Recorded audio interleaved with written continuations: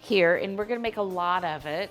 So we'll have a lot of this left over for the winter. And then we are going to make some biscuits. As a matter of fact, we're gonna start with them. I've never made gluten-free biscuits, so we're gonna check it out because I love biscuits and I hate missing out because gluten makes me feel, terrible. So we're gonna do that. And then there is another restaurant out in Woodinville, Washington called the Barking Frog. I don't think I've been there. Kelsey and I went to a couple places there. But we're gonna be doing some sea scallops over a creamy polenta with a vanilla honey drizzle, because that sounded intriguing to me. So I've never had that, but I decided I wanted to try it. And then tonight we're going to be doing a non-alcoholic drink as well, using this, Wilfred's. Look, it's very red. It's very, very red.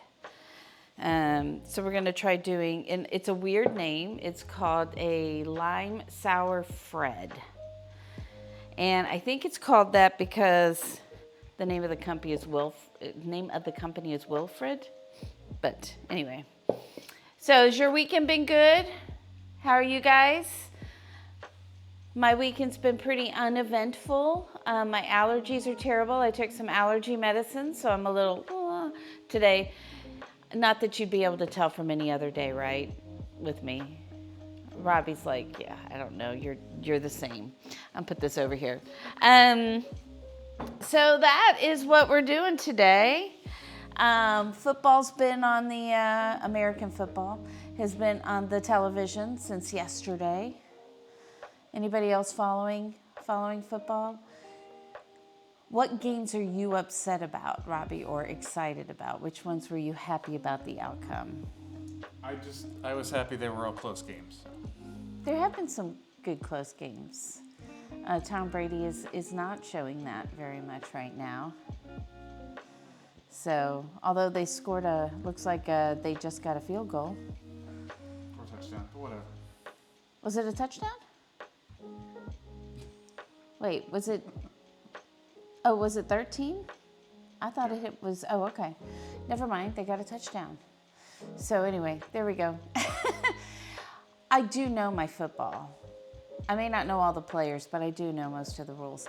Having watched football all my life and having been a huge, finishing up your walk. Awesome. Look, you've got a different name today and it's yours. You've got your own name today. So does chowder sound good to you, Joyce? Does that appeal to anybody? Do you guys like chowder? Do you guys like clam chowder? I've heard, it was on somebody else's stream and I can't remember who it was. Maybe it was Rusty. And they were asking, what's your favorite? Do you like cream-based or red-based chowders? What kind? You like clam chowder? Do you like the cream-based clam chowder? Or do you like the red, like the Boston clam chowder? I don't know if I've ever had the red one. Really? Huh. Chowder. Yeah. Actually, here you would spell it Chowdah if you're up east saying chowder. So, okay, so you haven't seen the red ones here. Yeah, I love chowder. I love corn chowder and whatever. Even though the definition of chowder is that it has seafood in it, we've kind of morphed it into some other things. But today, instead of doing clam, we're actually going to do crab. That's going to be the second thing we make. The first thing we're going to do is get some biscuits made because I thought we needed something to go with the soup that was, bread-like. And that sounded, and I've wanted to try and make gluten-free biscuits, so this was a very good opportunity to do that. So we'll see how it comes out. I've never made anything we're making today. None of it. It's all new recipes, so we'll see how they turn out. And I'll be honest with you. So there we go. All right. Let's get cooking then. All right, so I'm going to start with I really like quality gluten-free things. So I haven't even opened this one, but I have used their one to 1 baking flour from Bob's Red Mill. They do not pay me anything to say this, so this is just me. So we're going to start by reading the directions because they're on the back. I'm going to make his, or whoever designed this recipe. We're going to make it just the way they say. Hello, Bravewood Beanery. Welcome in. So glad that you are here. We're going to be making biscuits and chowder and some scallops over some polenta. So I'm pretty ambitious today. I've got a lot. Hopefully that doesn't create too many dishes for Robbie, but it might. Who knows? So we're going to start by making these gluten-free biscuits. And I thought I had everything in front of me, but of course I didn't. Because of course. Of course. Wait, I'm also going to need this. A pastry cutter. Because we're going to use some chilled butter in here. Yeah, I'm looking forward to it. So these are kind of interesting. They're from a restaurant in Woodinville, Washington. There's Rocky. Hello, Rocky. Yes, a Seattle menu from, look, Kelsey. Hello. See? It's right out of here. So we're going to be doing the crab and corn chowder from Ray's Boathouse. So that's pretty exciting. And there's my daughter. She's here. Not here where I'd really like her, but here in the virtual world, she's here. So let's start by making some gluten-free biscuits. So the first thing that this is asking me for, and I'm going to get a half cup out, and remember that I need your help counting because I'll forget things. Oh, and the other thing I've got to do is I've got to make, I'm going to have to make, this recipe calls for buttermilk. 100% forgot to pick it up at the store, so I'm going to have to make my own buttermilk, or at least something that's going to simulate it. Have you guys ever done that before? Hey, OMG Pete, how are you doing? Hello, hello, hello, welcome in. I'm going to be starting by making some biscuits.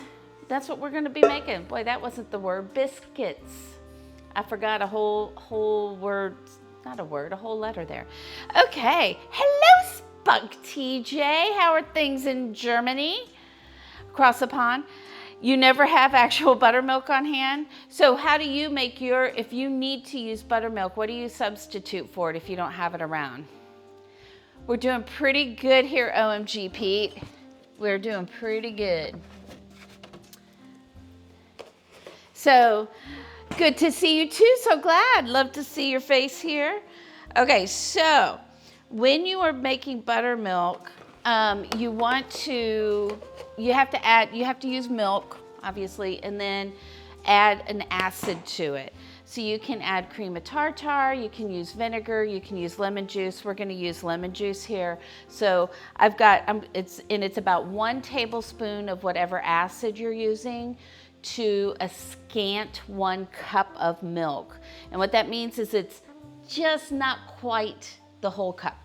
So that's what we're gonna do, whole milk and lemon juice, there you go. You love yourself some chowder. Awesome, awesome. We're gonna start, see Elser, that's how you spell chowder. That's how you spell it, right there. So you're doing the same thing I am. I'm gonna use some lemon juice with my milk, but I will use all the buttermilk when I buy it, so I'll usually buy it. It makes me make pancakes, fried chicken, and we are doing some fried chicken on Thursday here. So that's exciting. And then I need a tablespoon of lemon juice. And I have half a lemon here. Let's see if I can get enough out of this lemon to make it. So if you don't think you're gonna be using all of your, all of your buttermilk, make your own. This is how you make it. So let me get myself another little bowl here. I'm not going to give you difficult dishes to do, hopefully, tonight, Robbie. I make no promises on that, though. All right. So there's the start of that. We don't want to get rid of this because our cocktail is going to need some lime juice. I didn't make anything easy. I didn't buy lime juice either, Robbie. So this is just your handy dandy trick. Don't have buttermilk, but want that buttermilk kind of thing. Milk, preferably whole milk. I don't have whole milk, so I'm using some 2% milk on here. And we'll let that sit until I need it over there. And I'm gonna probably need that later. That's gonna be my guess. All right, you guys ready? I need 2.5 cups of flour. I'm using a 1/2 cup, so I need 5 of these. So if I start talking, you're gonna have to remember where I am. Hopefully I'll remember. But as Robbie has found out, that is not always the case. 1. That's right, you don't eat seafood, but do you ever have any other kind of chowder, like a corn chowder? 2. Thank you, Fallen Age. I can always count on you. And there we go, 3. Because there have been quite a few times I'm like, I'm not sure. Did I put the right amount in there? 4.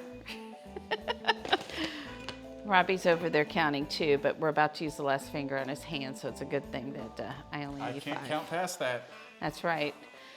You've never tried it. So you don't like any kind of seafood at all. You could do this and not put the crab in there. And honestly, for this particular recipe, I can't put this away because my recipe's on the bag. That wouldn't be helpful. I'm already making a mess, but then that's normal, right? Okay, where did I put my measuring spoons? Oh, over here. As always, I say it's gonna be one of those nights, but then I'm pretty sure I say that almost every time now. Then we need 2.5 teaspoons of baking powder. So eating crab, you ate some and it was okay. Potato soup is very good and gives you kind of that chowder consistency. Yep. All right, what is it? Wait a minute. I need 2.5 teaspoons. Let me make sure I do the right one. Baking powder, that's what I've got.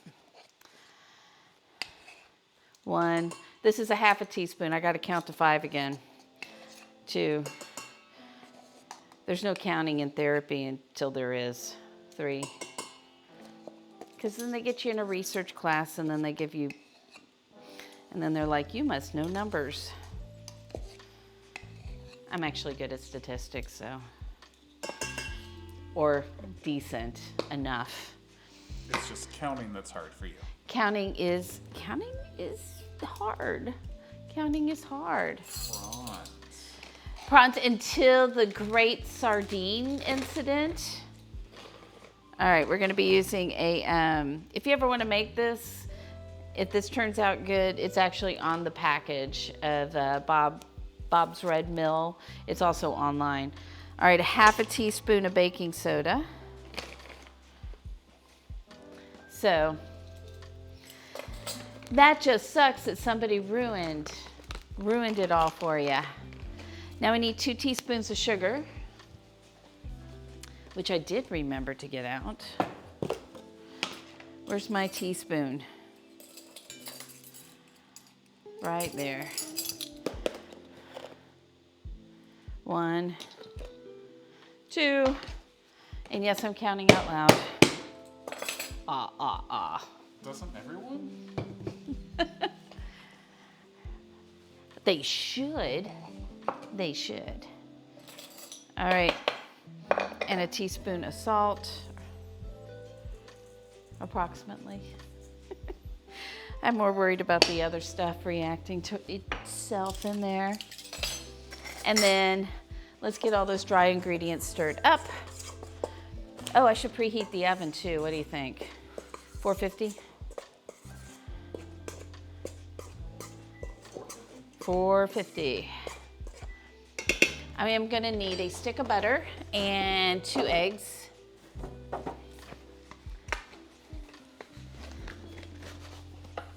Do you guys like biscuits? Do you like them for dinner, breakfast? Based on the reaction when we were outside of Nashville, I'd say yes. Oh, that's right. Those of you who were there when we went to What was the Nashville place? I've got it right here on the towel. Because you were going to forget. Yeah. Loveless Cafe. Gideus suggested we go there. This needs to be washed, doesn't it? And they gave us, two of us, just the two of us, and there were, I think, 8 biscuits. At least. Piled high. And I get it, they're known for that, but it's like there's 2 of us. I think we might have eaten 2 or 3. Yeah. Oh, eggs. Did I not get the eggs out? What is wrong with me? But they're so far away from you. I know. I had to walk all the way Behind me. There's only one in there. I did at least remember to get eggs because that would have been difficult. That would have been difficult. You don't have them here? You don't have Loveless Cafe biscuit? Oh, you don't have biscuits there? They don't have... No biscuits in Australia? That's very sad. Well, now I can never live there. I mean, I guess I could make my own. Yeah, you'll just have to open up a shop. The biscuit shop. You'll be famous. Dana's Biscuits. There is a place in Seattle. Kelsey, are you still there? I think they're called the Biscuit Bitches is the name of the restaurant. And they do all sorts of sandwiches on biscuits. It was really good. That was one of those times it was worth it to have gluten. Biscuit Bitch. Yeah, so I got it. Kind of interesting that they can get away with that for their name, huh? All right, so we're going to cut this up into... Actually, I should read this. I'm assuming, which is never a good thing, and Dana assumes it, right? Cut in... Okay, yeah. So we're going to... Was that English? That was... That was Dana's brain thinking out loud. That's what it sounds like inside my head. Probably something different. And you know what? Now that I think about it, I don't remember my grandmother making biscuits. My mom made Bisquick, a pre-made mix, biscuits, drop biscuits. These are going to be rolled out though. So we're going to cut this butter into here, and then we'll add the milk and the eggs, and then roll it out. So what kinds of things, Spunk TJ, in Germany do you have? Like, if you're having breakfast in the morning, what are your breakfast foods? And like, do you have like a specific breakfast bread that you have? You have baskets of biscuits and cookies. Yeah, but that's not quite the same thing, is it? The biscuits that you get in the store. I need a trash bowl. I'm gonna start one over here. All right. Rolls. Even for breakfast, huh? So what I love about doing biscuits is, if they're done right, is you get like lots of flaky layers to them. So, yeah, muffins and toast. Croissants. Oh yeah, so croissants, are really flaky. I love those. So when you say muffins, do you mean like the muffins like blueberry muffins, or do you mean more along like an English muffin? Which I also love. All the nooks and crannies is how, what's sold here, English muffins. Honestly, I typically prefer that to something like a blueberry muffin. That's what I used to have for breakfast in the morning. So,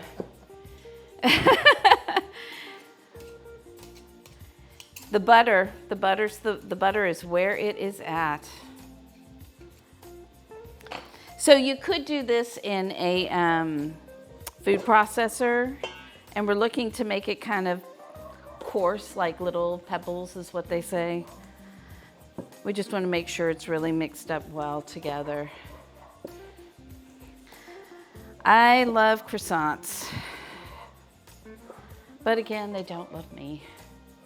Although I did see in the supermarket some gluten-free ones. So I'll have to try that and see if it, because my test with gluten-free stuff is always, does it scratch the itch of what it's supposed to be? You know? Or is it just completely tasteless? Yeah. Or just the wrong texture. Does it have the right texture and the right taste?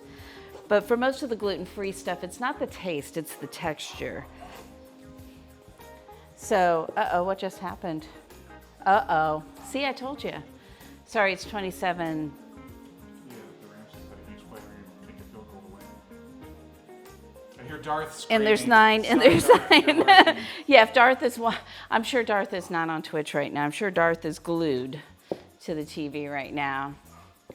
You haven't found anything yet that pleased you? I will tell you there's a brand called Char. I think their bread's pretty good. It's the best that I've had so far. And then they've got puff pastry that they make that actually, to me, tasted just like regular puff pastry. It was good.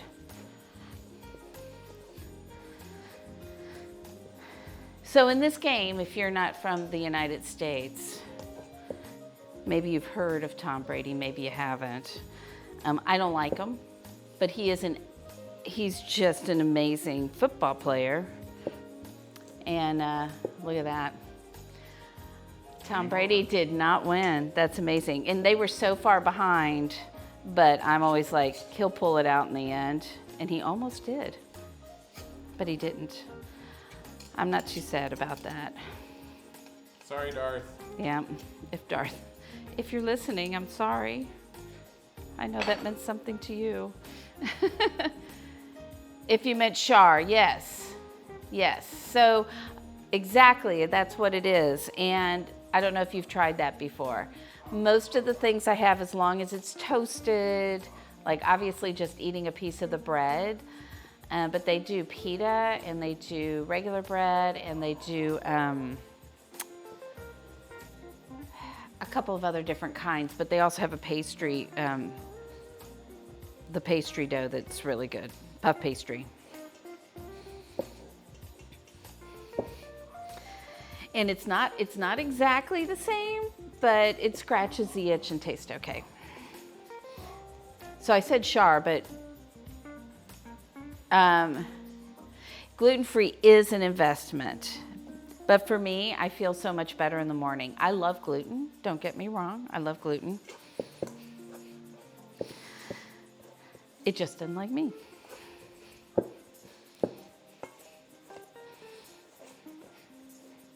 But again, it's not the same, like I wouldn't make a sandwich just like without toasting the bread or anything. Then it's not good. And that's, well, I mean, I didn't even know I needed gluten-free until a couple of years ago. And I was like, wow, I feel so much better when I'm not eating gluten. Who knew? Because everybody else is getting gluten-free and I'm like, fad. You know, all those fads that people go through. Like, no fat. I'm like, that cannot be good for you.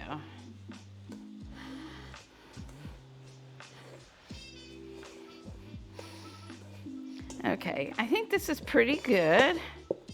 Can you guys see it? See how it's, like it looks like most of the butter and the flour mixture is all incorporated. And so now what we're gonna do is we're gonna make a little well here in the middle. And whisk together the eggs and 3/4 of the buttermilk. Balloon bell, yes, exactly. Okay. Whoops. I'm making all sorts of random bad decisions here.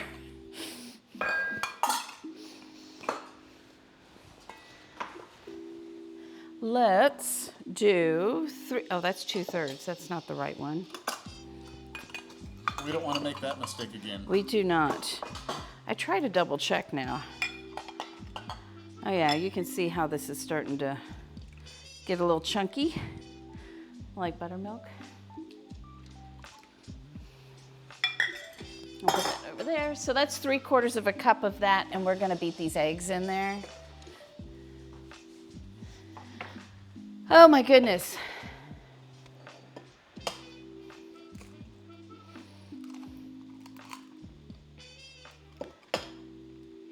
So I was watching, I don't know if you guys watch Culinary Rewind at all, but I was watching her the other night, and first of all, she has the cutest aprons. If you're looking for a super cute, unique, one-of-a-kind apron, she's got those, and it's really awesome. And I love the fact that she's making all these foods from the 50s and cocktails from the 50s.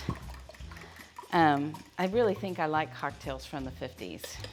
They're a little bit more simple. They don't have like so many drinks are really, really good, but they tend to have like 6 or 7 ingredients in it, which is tough to always have on hand. But I just love that. What were we? I was going here for some reason. Yeah, I don't know. It's out of my head. And they had alcohol. Yes, yes. Just a bit. She was making one called a gin and sin that I made along with her because it was so good. And I didn't have to share it with Robbie because he doesn't really like gin. But has she ever had a gin and sonic? You know, I created cocktails for Kelsey, and one was called a gin and sonic. So it was gin and tonic and a little bit of blue curacao, garnished with I think we garnished that one with a star fruit. And we had the King of Cosmos. Get it? Or not. I don't know the games, so I just had to trust that people would get it. And that was really good. But boy, trying to get something the right purple. So all I'm doing is very gently bringing all of this together. We do not want to overdo this. And I think last time I made biscuits on the stream, I was using a recipe that called for melted butter. And I didn't like the way that the biscuits rose because you'd already melted the butter, meaning you had taken a lot of some of the water and stuff out of it that helps it get really flaky. And so this time we've got that nice cold butter worked into here, and hopefully that'll help us have a little bit flakier biscuit on that. King of all Cosmos is from Katamari Damacy. How do you say that? Do you know? Robbie doesn't even know. Katamari. What was the other one? Oh, we had KK Sidecar, because of course we had to have something from, I believe that's Animal Crossing, right? Yes, Robbie's like, oh. That one I don't know. I don't know anything about Animal Crossing. And they were all very good. If only the bartenders had made them properly. You thoroughly tested them a lot in this kitchen. What do you mean I did? We did. Well, you did most of the work on that stuff. Well, I did the work, but you also helped drink. I also threw a lot out that weren't working. Yeah, you had trouble with the purple one for sure. Because that one was more about the color than the taste. So that was the Cosmos one? Yeah, and it was the one that the bartenders could not get, despite the fact, so I made for the bartenders, I made them, I had pictures, I had the directions step by step on there, and they still got a bunch of them wrong. Like they didn't look the same. Like some of the Cosmos were coming out pink instead of dark purple. I think I confused them because I just had too many yummy things. Or maybe they were enjoying it too much. maybe they taste tested too much before making them for everybody else.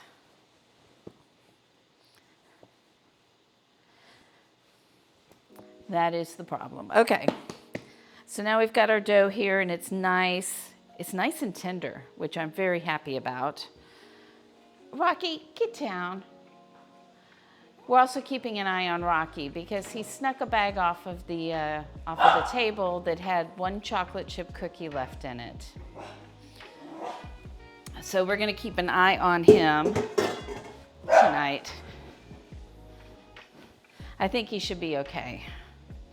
I once had a dog eat a bunch of candy kisses out of my bedroom when I was a kid, and they were fine somehow. Yep, Rocky, and he knew he wasn't supposed to have it either, because I'd already told him no when he started trying to get it, moved it further away from him, and yet he still got it. All right, rolling pin. He dragged it outside to enjoy it in peace. He did. So I'm not going to roll this super flat because obviously we're making biscuits. We don't want flat biscuits. You have charcoal tablets around? So, yeah, so not either of these dogs, but my previous dog, when I went out of town and I had a family member, I will not name who they are, stay with the dogs and the kids. And I said very specifically, do not put any chocolate. This person loved chocolate. And they said, don't put chocolate on a table. The dogs will jump on the table and take the chocolate. You need to put it on the counter or higher than the counter.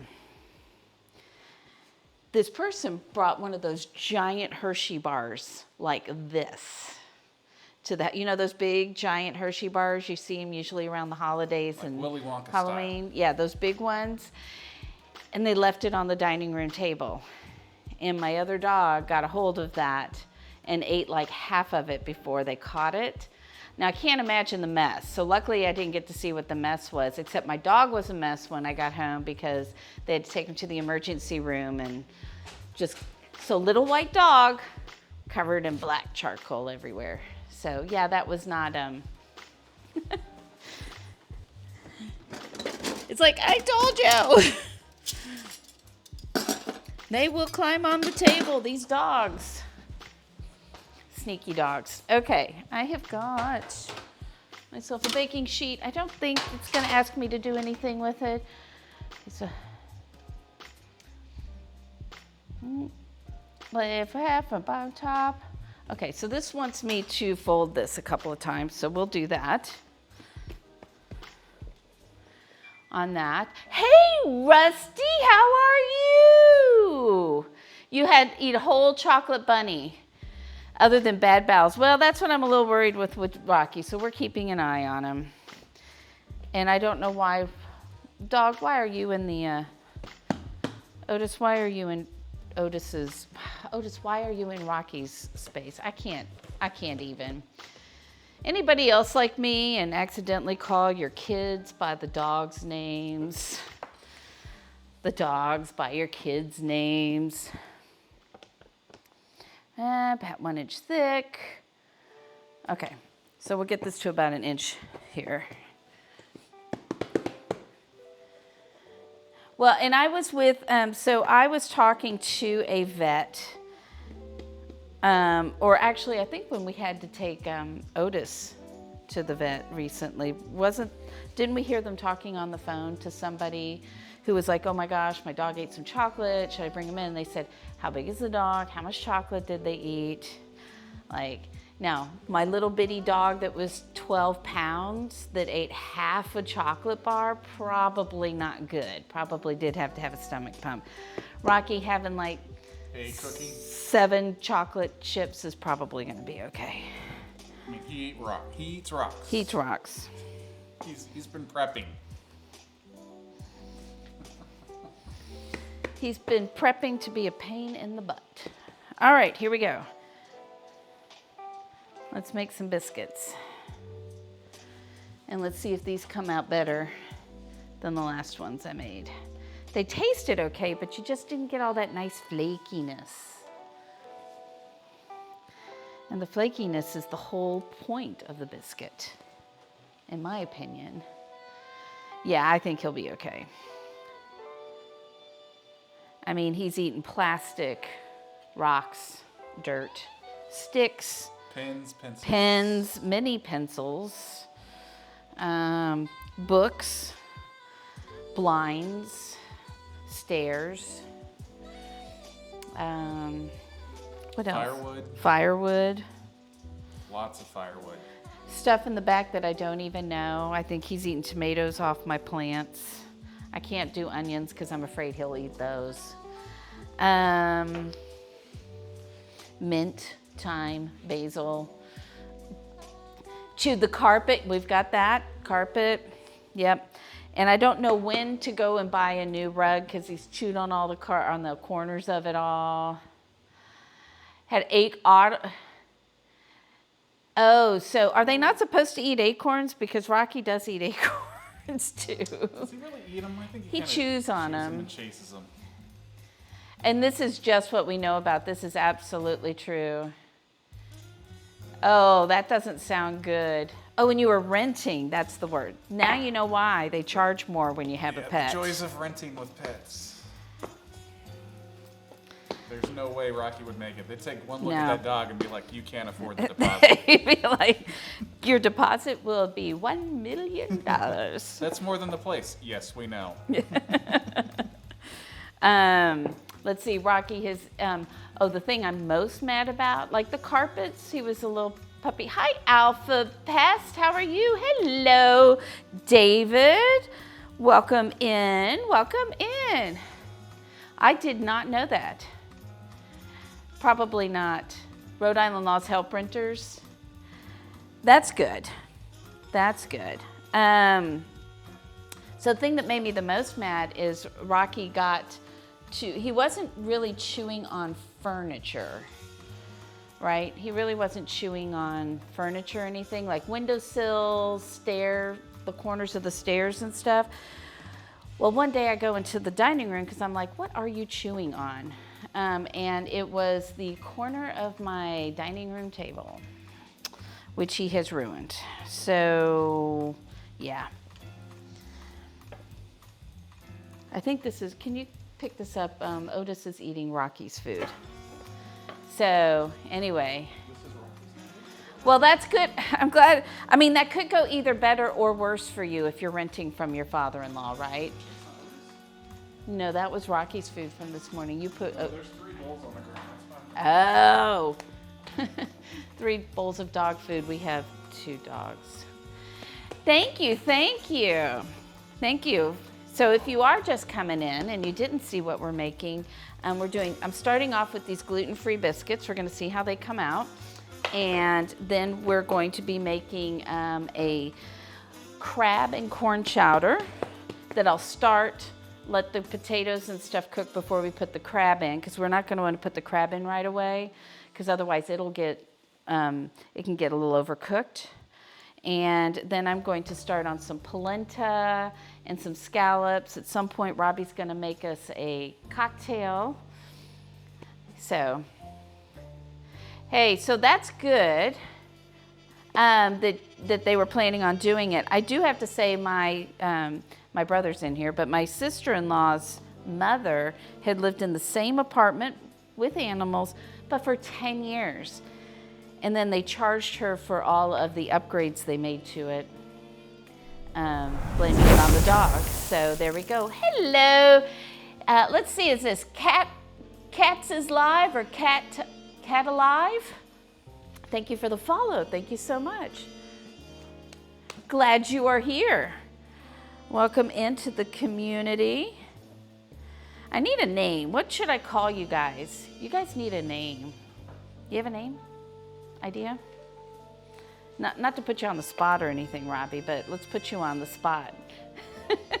Do you like the nodding grummies? I had to laugh because when we were waiting to go on the air, the first 5 minutes that we were on, and Else or you and Fallen H had used the grummy apps. And if you're unfamiliar with, the purple dog is Grummy. That is my daughter's dog, and that is actually the color the dog was at the time we took these pictures.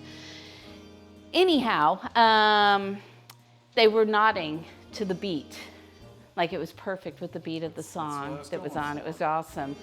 Hello. So glad that you are here. Is it Cats Alive? Is that saying it right for you? Did I get it right? All right, so oven's at 450. I'm gonna put these in. I'm gonna set a timer for, all right, you have to tell me it didn't show up on my end. Thank you so much for the host, Dream It Collectibles. Hey there, Dream It. Thank you for the host. Welcome in. Glad to see you. How you doing? What's up? And Cats, what's up with you? And Alpha Pest, I didn't ask any of you because I was in the middle of blah, blah, blah, blah, blah. As usual for me. Blah, blah, blah, blah, blah. Catsy. Okay, awesome. What is up? What is up? All right, let's see here. To the flour, dip the flour, blah, blah, blah, place biscuits. Brush with the remaining buttermilk. Aha! See, it's a good thing I read the directions. I would not have done that. Now I gotta go find a brush. Somewhere in my kitchen. See, look, we have a wide angle now. You can see me everywhere. Isn't that just exciting? More work for the producer of the show. I mean, you took on the job. Chat is, I'm going to speak for them. They can speak for themselves, but I'm also going to speak for them because I'm the one you can hear. But they're awesome, as always. I know, wide angle. We finally took out the camera from the backpack. Yummy! So it is yummy. I'm hoping. I haven't made any of these recipes before, so we're gonna see how they turn out, but I can't see anything that can go wrong with the chowder because it sounds yummy. All right, into the oven they go. Did I say 18 minutes? Were you listening? I was, but I wasn't. 18 minutes, or until tops are golden brown. You're in the way, buddy. So we will stick those in the oven. Here we go. Hey, I don't know if you noticed, but I kind of cleaned the oven so there's not like tater tots stuck in there anymore. Did you notice? You. Oh, me? Yes. Yes. I don't know that chat knew there were tater tots stuck in my oven that fell and got squished between the door and I didn't notice it. I don't know what accent that just was. Just for you. All of it goes unnoticed. Not by me. I notice it. I mean, that used to be my job. That used to be the kind of stuff I did back in the day, except that I did it with much bigger equipment and didn't have as many options. And if you messed up editing something, you had to go back and edit everything else you did afterwards. So that wasn't fun.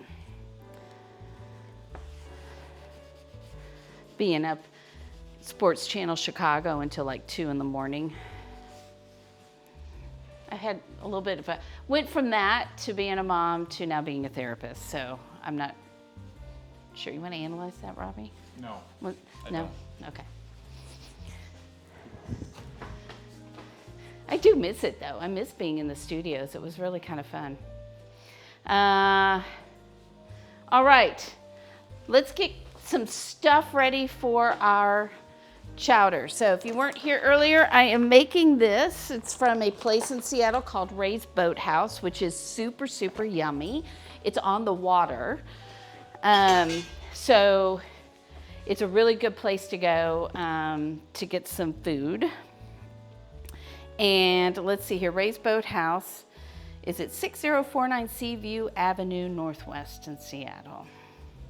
And we're gonna be making their crab and corn chowder. Now they make it with Dungeness crab. I could just find lump crab and it doesn't specify whether it's Dungeness crab. So, you know, we're gonna live a little wild here because I don't know what kind of crab it is. I'm sure it'll still be delicious. She was in the Matrix. I mean, that's cool, right? Should we do that like for effect? Well, that's what we should disclaim anyway. It's not a bug, it's a feature, guys. That's what you're always supposed to say, right? Like when we started the last show without sound. That was totally the director's choice. Yes. So Rusty, I don't know, let me ask you this. So the problem we've been having now that we're using Pretzel Rocks and we turn it on, you know, and we have that starting soon screen, the first like few minutes of everything is now flagged as if I'm using music illegally. And it's weird because it's like muting like my recordings. So I have like 5 minutes. It's only at the very beginning before the show, but still. Which is weird. Like I'm not allowed to play this. I guess all jazz just sounds the same to the AI. I guess. All right, we are going to start. I'm gonna get some stuff cut here first. What's that? More butter? Butter. We're gonna need this. I'm gonna stick this in here. And How is that not an emote? butter? Oh yeah, we need a butter emote. How is it not an emote? Because I guess you haven't created it yet. I know, I give him all the cool jobs, don't I? We're gonna need about a cup of green bell pepper, red bell pepper, a cup of onion. We are going to need, let me look at my cheat sheet. No, Rusty, nothing like that. It's just the audio on the VOD is getting muted at the very beginning. But it's not a big deal. It just shouldn't be happening. Yes. It's Pretzel Rocks. Yeah, so no strikes. 3 cups of potatoes and 4 cups of corn. Oh, guess. What? What, chat? What? Do I have a new job? I'll do it with you. How's that? We'll do it double time. And this is the way we always did it at my house. We always had like a paper bag. We did it outside in buckets on the farm. I didn't live on a farm. You missed out. We had and you know, I don't think we had buckets. We probably did. Hello, Uncle Stinky.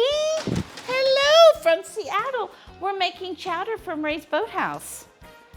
Have you ever been there? Since you're there in Seattle? And we're gonna be making some scallops from the Barking Frog in Woodinville. So we record it. Robbie makes me put them on YouTube. I make you? You haven't marked anything as public in 3 months. It's still on YouTube. It's just nobody can see it. So, anyways. One time? So I think the so we really need to.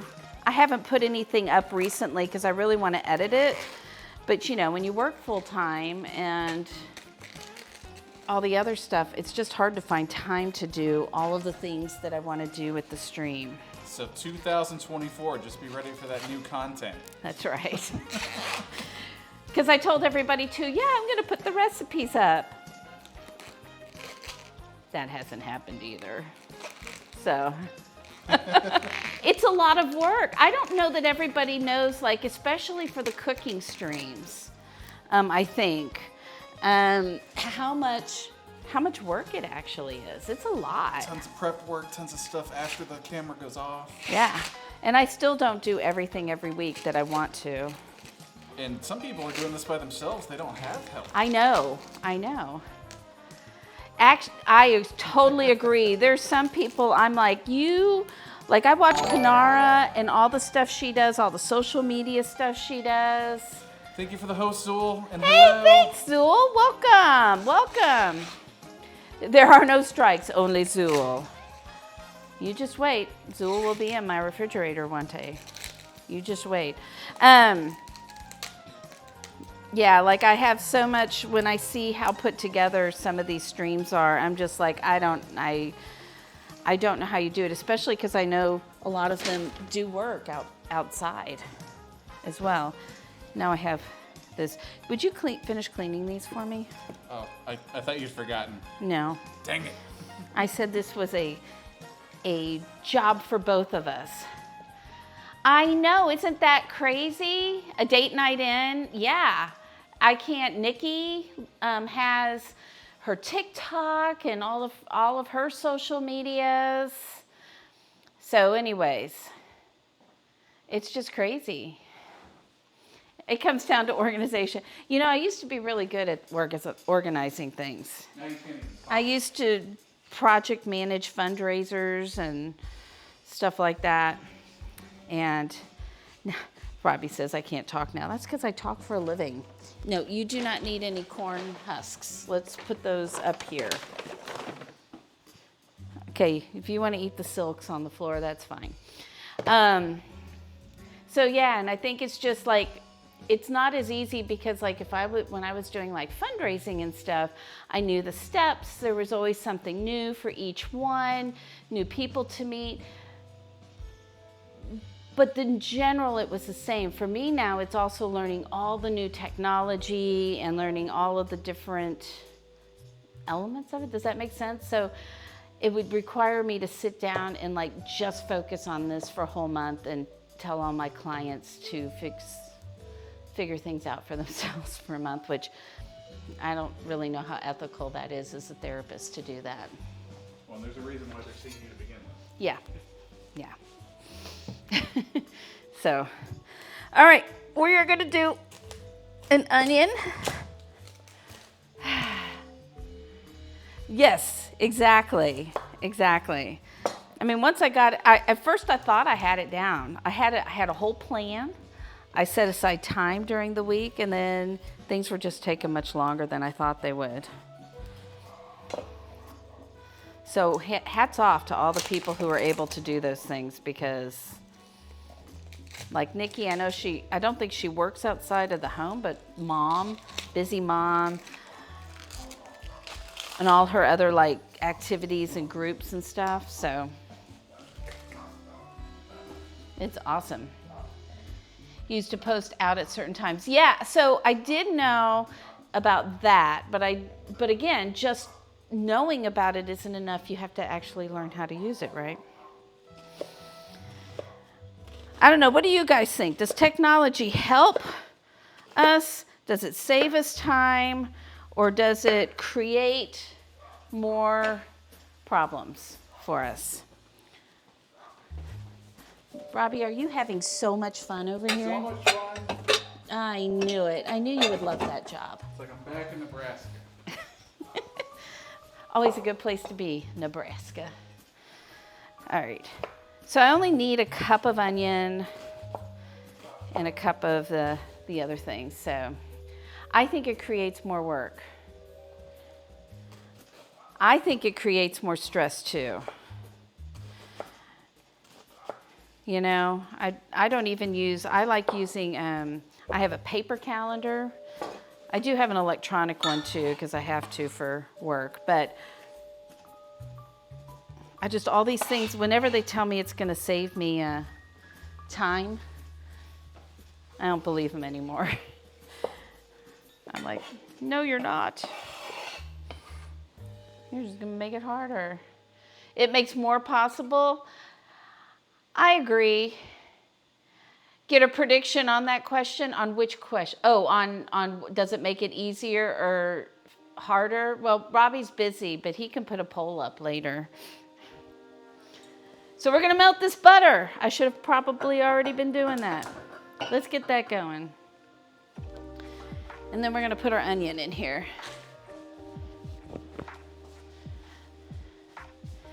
And so while that's going, I need a cup of these two things. And the good news about the red potatoes is I don't have to peel them, because they go into this soup with their peeled.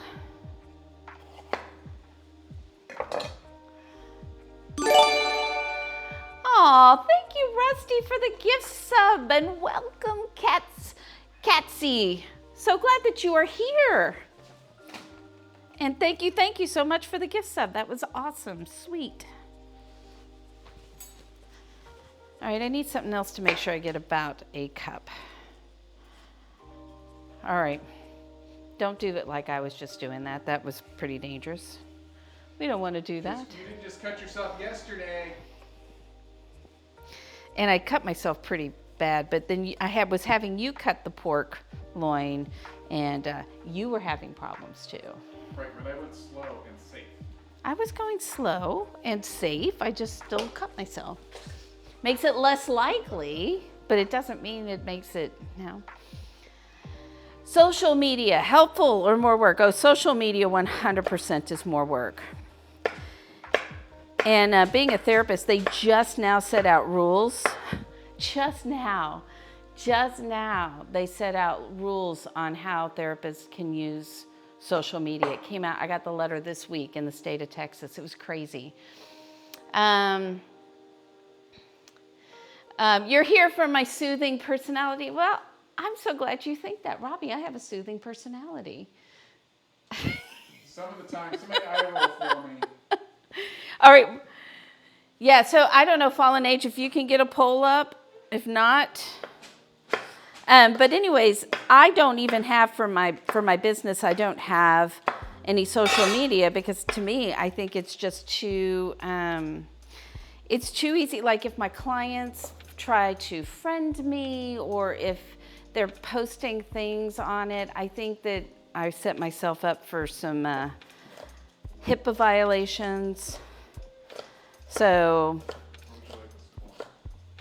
but where would I like it? You can leave it right there and I'll get it when I need it. How's that? Okay. So I just don't use it. And honestly, I know some therapists, they're just like, they have to keep posting content. And I'm like, I'd rather focus on my clients than on my social media. Does that make sense? So anyway, soothing and holding a knife. I'm magical, Rusty. I can be soothing and holding a knife and also intimidating at the same time. So it's good. Twitch and Discord are the closest you get to social media. You know, Twitch and Discord are both brand new to me. I knew about both of them before I started streaming in May, and we used Discord to play games with Robbie's brother. So I had a Discord account and I had a Twitch account, but I don't think I'd ever used it except my kids told me to get a Twitch account so I could watch something. Actually, I did watch a little bit on there, but yeah, you're getting passive aggressive vibes from, I know. How do they look? Huh? I don't know. Thank you, that was helpful. I will take a look. They look sort of like biscuits, maybe another minute or two, but. All right, I will also have take a never made this look. recipe. Yeah, they didn't rise the way I wanted them to, but flavor's what matters the most. So I'm gonna give them I really don't want to give them much more time because they do look pretty done. So we'll pull these out. So they look pretty good other than the fact that they still didn't rise the way I wanted them to. So I'll let those cool for a little bit and then we'll give them a try and see what they taste like. That will be the test. All right. So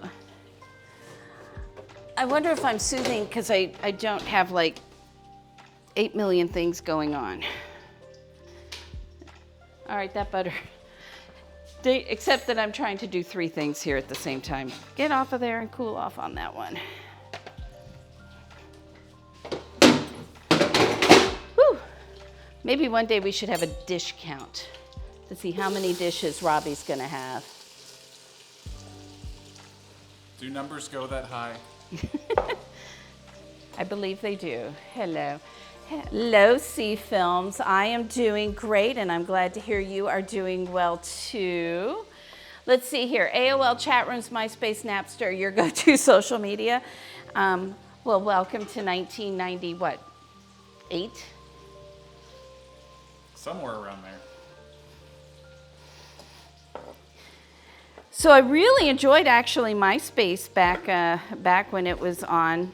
I got on because my daughter, Kelsey, wanted to get on it, and she was still pretty young. And I said I would as long as she would always let me be her friend and I could watch her on there. And she was always, of course, an angel on there. But I wasn't worried about her being bad. But I had then several friends of mine that I had lost touch with over the years reached out to me. It was pretty cool. I should hire more Mito gang helpers. I probably should. Say, can somebody type this up and post this recipe? Can somebody make clips here for me?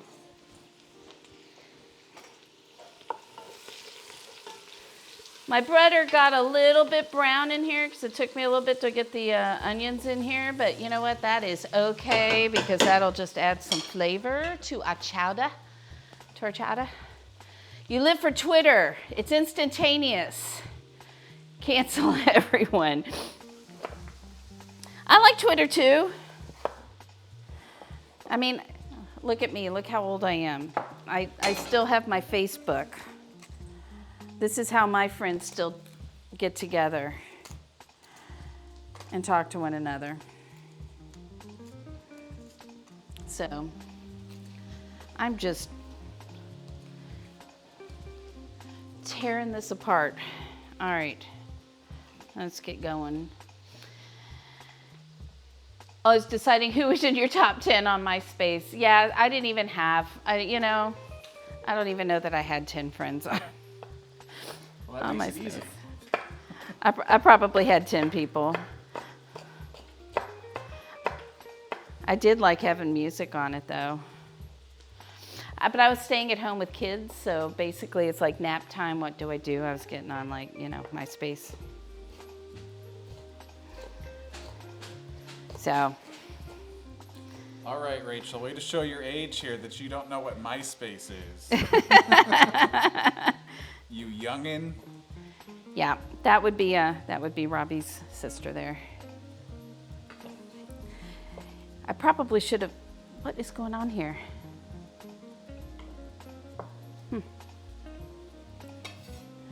You shouldn't do this with your knife. Don't do what I'm just doing with my knife. I'm gonna turn this down because I still have a lot of things to cut.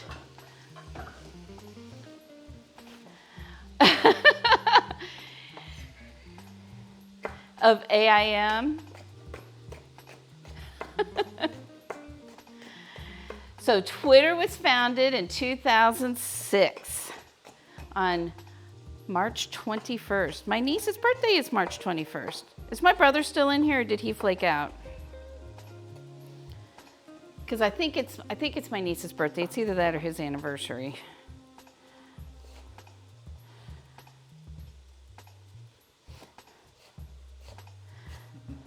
Oh my goodness. Facebook was founded in 2004. All right. What about MySpace? Do you have that information handy, C-Films? It was up there before. Oh, was it? 90 something? No, not that old. You sure? MySpace was August of 2003. Oh, okay. I did not cut these very evenly, but we're gonna pretend I did. So shh. All right, should I look at the recipe? I think I should, but there are potatoes on top of it. Add the onions, add the red and green peppers, and mix to make a roux, stir in milk, corn, potatoes, and thyme. So yeah, so I've turned this off for a minute so that I can finish cutting the rest of this stuff. Look at this. This board has the wood chipped up. I wonder if there's a guarantee. Does Booze have guarantees on their boards? You would think so. I sure hope so. As expensive as they are. I mean, I can sand it out. All right, let's do some potatoes. I need about 3 cups of potatoes. And I'm trying to look, let's see here, 2 quarts, 1 quart. So the most important thing when you're doing this is to make sure you're cutting them into about equal amounts. Dana, finally, oh yeah, you want some points? I'm not even sure what that means, winning points on there. Everything in the early 2000s. It's, you know what's so weird about it, Katsy, is that it feels like it's been around forever, right? Like thinking about the times before that when you would put your stamp on your letter and put it in the mailbox, or call people on the phone and be attached to the wall. That seems like forever ago, and it really wasn't. Well, if you leave the house now without your cell phone, you turn around and go back. Yeah, and I didn't used to do that. I used to not take my cell phone places. But I think it's changed kind of even like the way we parent. You know, like we want to know where our kids are at all times. I mean, it's not that we didn't want to. I'm telling you this. Are you watching me, like wondering when I'm going to cut myself again? Is that why you keep looking at my hands? I've got the trademarked Dana's Kitchen Band-Aids on standby. Well, they're not really trademarked because they're, well, they are, but they're trademarked for Band-Aid. Details. So, that you'd sit on the computer and try and get online. Oh, yeah, kick somebody off of the house phone. That happened a lot. 1997 for AOL Instant Messenger. So, couple of stories. First of all, let's tell a Kelsey story because she loves that. When she was little and we went to go, you know how one of the ways they measure how is your kid doing is, are they making sounds? Like animal sounds. Are they going ruff, ruff, and meow, and things like that, right?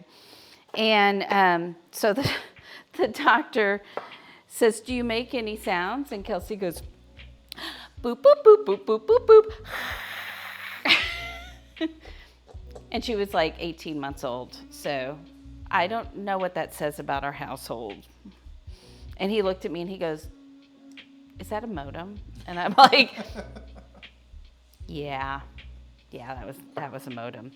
And he's like, that is the first time anybody's ever come in and done a modem. I said, yeah. And then he said, what else can you make the sounds of? And so she put her arms out and started spinning and goes, a rack, a rack, a rack, a rack, a rack, a rack. And then he looked at me and I said, ceiling fan. Oh, wow. I wouldn't have gotten that. So, pile of bikes. And that's exactly right. The bikes was like the hint. This is who's popular. This is where to go. Exactly. You know, stay out until the street lamps come on. I am one of those kids, 100% for sure. And then, and he's like, does she do like animals? I said, yeah, she does animals, but those are her favorites. So Kelsey. The other thing about AIM, since C-Films brought that up, that I thought was very interesting. So I'm adopted, and I had met my birth mother. I want to say I was maybe 34. And after that, I was sitting on my computer one day and an instant message came up from one of my biological half-brothers who was overseas in either Afghanistan. And that was really cool. That's how I got to know him, was through instant messenger, which without the computer, I would not have been able to do that. Or without, not just the computer, but, you know, instant messaging. So it was kind of cool.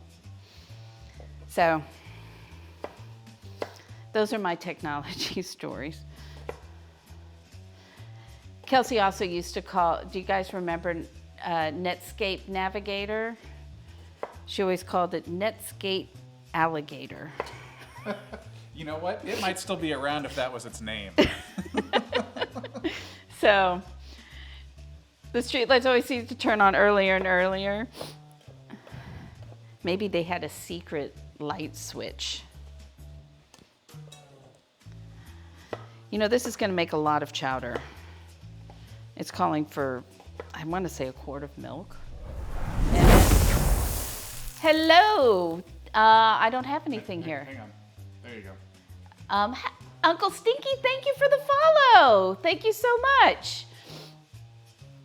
Instagram, 11 years ago. It's only been around for 11 years and done as much damage as it has. Wow. Very ambitious. Very ambitious. When you heard your neighbor's booming voice, is that how you knew? Gosh, I don't even, I mean, I do know that the street light thing, although really that wasn't, like, I know I was out when it was late and dark, so I don't even know. It's been a long time. I could just make some memories up and say them enough times, and then I'll believe that they happened. Did you know you can do that? You've been watching way too much Star Trek. No.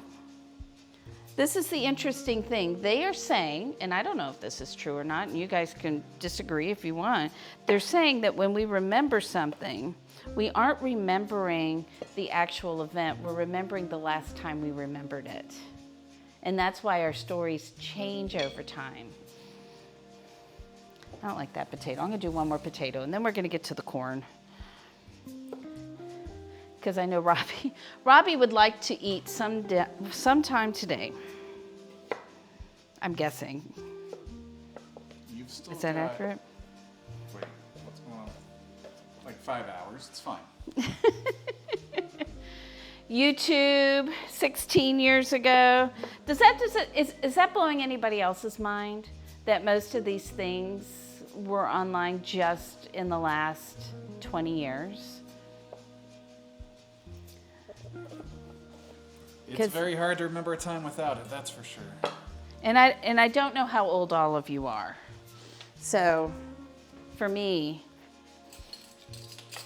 to think that is just crazy. All right, corn. Let's get that done. We need lots of corn. And so this is gonna, once we get all of this in here with the milk and all of that, then we are going to let it simmer and let the potatoes cook before we put the rest of the stuff in there. I mean, all of this is gonna go in there, but until we put the crab, some extra cream, some chives. I'm making a mess. Do dogs like corn? I know you can't feed them grapes. Grapes are bad. It depends. Does the corn have butter on it yet? Because then they'll eat the corn for sure. Yeah. They would eat it for sure if it had peanut butter on it. Yeah, that's going to be a little, I'm going to need to turn this around when I'm done here. So, yeah, it's so crazy to me. Oh, did you ever put a poll up? Let's do a poll. No, it already happened. Oh. You missed it. That was Oh, I missed it? What was the results? That was more work. Yeah. And then you feel like you're going to miss something, right? Like when there was only one thing. I mean, I don't want monopolies, but at the same time, if there's one social media thing out there, then I only have to really worry about that one social media thing. So when I worked in television, you know, we had something called a traffic department. So it was a whole department to decide where commercials were going and where things were doing, and they handled all of that, and ad agencies and stuff. That is literally just deciding where things go is somebody's job. But when you're a streamer, if you're lucky, you have somebody who helps you. But there are a lot of people who are just doing that on their own, and God love them. They are amazing. Pinterest, 12 years ago. I was so into Pinterest when it first came out. I don't even know if I know my password or my login anymore. It became one of those things, oh, I see this. Now I got to put it on my Pinterest board, so it just became one more thing I had to do. I'm trying to simplify things. So you know how we all have the word of the year. Oh, and we never did ask for the word of the year, because your word for the year for Rusty. For cats. For cats. Catsy, are you still here? One of the things we do here, are doing for January, is if you are a new subscriber, you get your name on a rock, which I will do in a little bit, but we put a word for the year that's kind of your intent for the year. What do you want to work on? So mine is curiosity. That's what it says on my bracelet. Because I'm old, maybe I'll forget. Oh my gosh, floor corn, Spunk TJ, there's floor corn today. Yeah, so you need to come up with a word that I can put on the back of your rock. And at the end of January, all these rocks are going in my garden. So I can look and be reminded of how fabulous this community is. Yay, everywhere corn. Yes, but also on the floor. There is actually floor corn too. Because, you know, it wouldn't be a Dana stream without one of the ingredients becoming floor ingredients. It seems to be your theme for 2022, that's for sure. Dana's word is curiosity. Dana's kitchen word is floor. Snapchat. Never got into Snapchat. I think Kelsey, I'm going to have to sweep after the stream. For sure. I think Kelsey had me do it for a hot minute. And I was like, okay, I get it. And then I was done. Ever done that? Like had something and you're like, okay, I've done it, that's it. A rock garden, I know. Oh, is there a dog? Yes, so that is Otis. He likes to eat anything except his own food. True story. True story. He'll take care of it, hopefully. I think it's okay for dogs to have corn. Now, there is a less messy way to do this. The bowl? The bowl. Doing this in a bowl. But I don't find that it is perfect. I still find corn flies everywhere, so clearly operator error. Clearly I'm doing something wrong. All right, yay! All the vegetables are done. Let's get this going then. Now, I'm using fresh corn. You can 100% use frozen corn for this. I would not use canned corn. It has a different flavor profile and it's not like the same texture to it. But if you want to use frozen corn to make your life easier, 100% use that. All right, let's get this turned back on. Am I making a lot of noise? I am. And we are going to make a roux out of, actually we're going to make the roux out of all of this. I'm going to stick this in here, let this soften a little bit. And then the roux, if you're unfamiliar with that, is just adding a little bit of flour and cooking the flour. So we don't want to get the flour to have a raw taste to it. And the longer you cook it, the more flavor the flour will add. It'll get darker. And it will also help thicken up your soup. So you usually cook with canned corn. I would say for this, I would stick with frozen or fresh corn. I mean, if you're going to be spending this, if you're going to be putting crab in here, crab is expensive. I did though, I'm so happy I found it. So the crab here for, and yes, we're going to use American Freedom Units. Is that what we call them?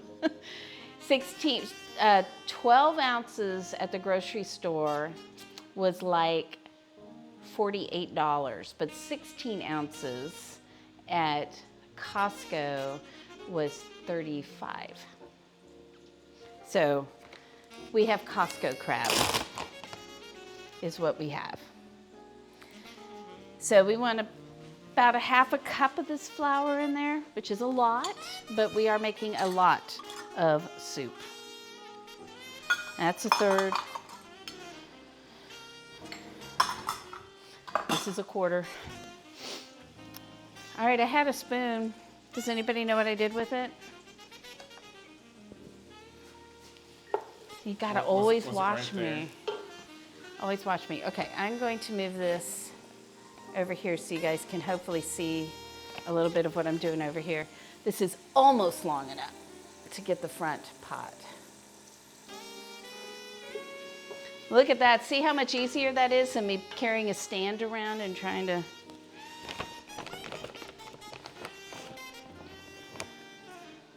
All right. So we do it this way to cook out the raw flour flavor, but also it helps keep it from making the soup lumpy. So if you just put the flour directly into the soup, you will taste the flour. You will taste it, and it will taste raw. And it's more likely to make lumps in it. Sometimes you can do a slurry, which is just some liquid with a little cornstarch or flour, and add that later. It's funny you mentioned that, Spunk TJ. I may have had her phone pretty close to the grill last summer and overheated it quite a bit.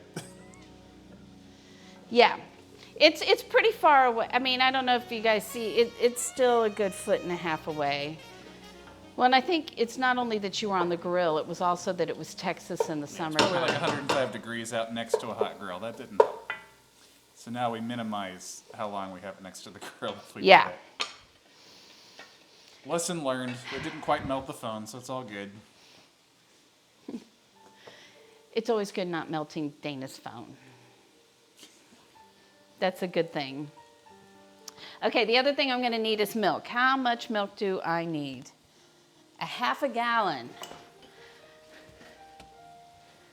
Look at that. This is how much milk we're putting in there, Robbie. That's a lot.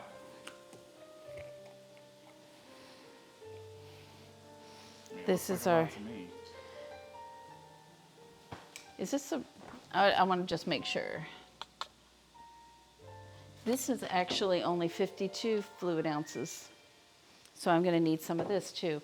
I wonder how much I need for the polenta. I may have to cut the polenta recipe down.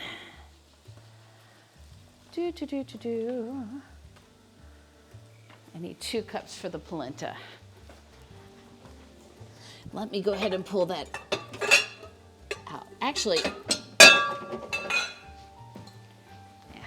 that's fine.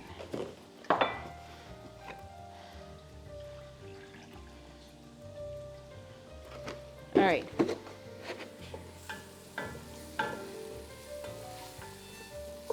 I can see, I know you guys probably can't see, but on the bottom here, I can see that the flour is starting to turn a nice golden color and turn a little bit more brown. It's a little hard to tell because it's brown butter on there. Hello, Brittany. Thank you for the follow. And welcome in. Welcome here. We're just making our roux for our chowder. Or chowder. No R, A-H. I noticed that you're not like coming over now and just standing behind the camera, so I can't see you. Apple founded in 1975. Yes, yeah. So Kelsey's dad had a Macintosh back in the day. Thank you. Thank you. Yeah, I'm not too crazy in here. All right, so we are going to stir in our milk. And it's a lot. Robbie thought I was joking when I said this is going to make a lot. Yeah, who else coming over tonight to help eat all this food? Because we are going to be doing all of this. So this is 52, so I need another 12 ounces. Let's see here. Let's use this. See if this is 12 ounces. It is. I've got 12 ounces out of it. Yay. Yay, yay, yay. Ain't that the truth? I mean, yeah, I drop things and dance and sing sometimes. And I love the vibe and the energy and people who have stuff going everywhere, but I could not cook with all of that happening. You would see me, I don't know, dropping things on the floor. And I mean, and I've done that too. So you still will see that happen. Look at that whole thing of milk.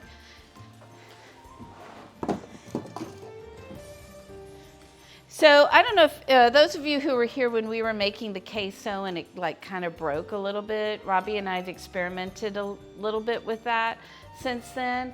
And I really, really, really do think that it is the, that it gets lumpy like that and that it breaks, gets that grainy texture when you're using the pre-shredded cheese.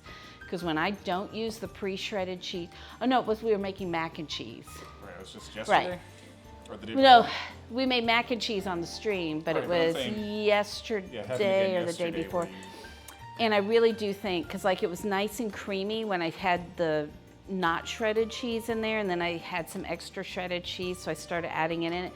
I think it's the additives and the anti-caking agents in the cheese that make it a little grainy. So if you're making something like mac and cheese or queso or something that needs a really nice creamy cheese sauce, don't use the pre-shredded cheese unless your store has pre-shredded it. Like, don't get the stuff in the bags that's handy but just doesn't work for that particular thing. Thank you So- for the host, King of APOC. Hey, King of APOC, thank you so much for the host. I'm so glad you're here. We are.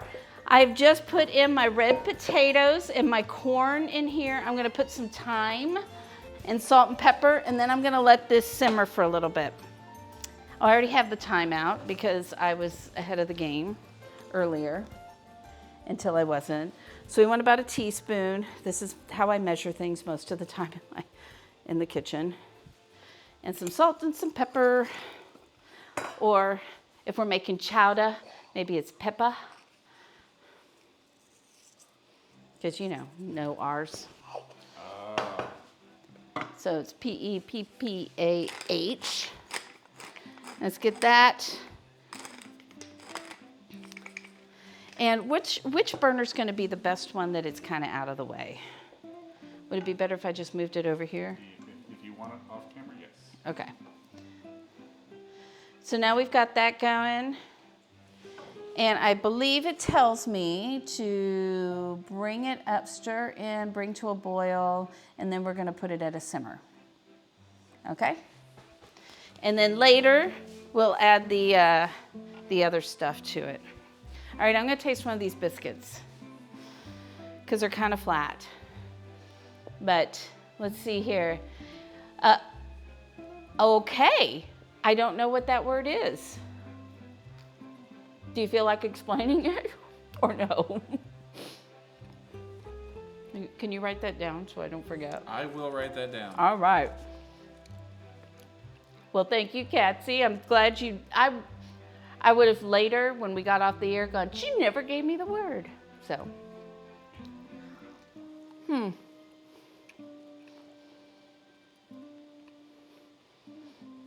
They taste pretty good. The texture's okay. It's not quite as flaky as I would like it.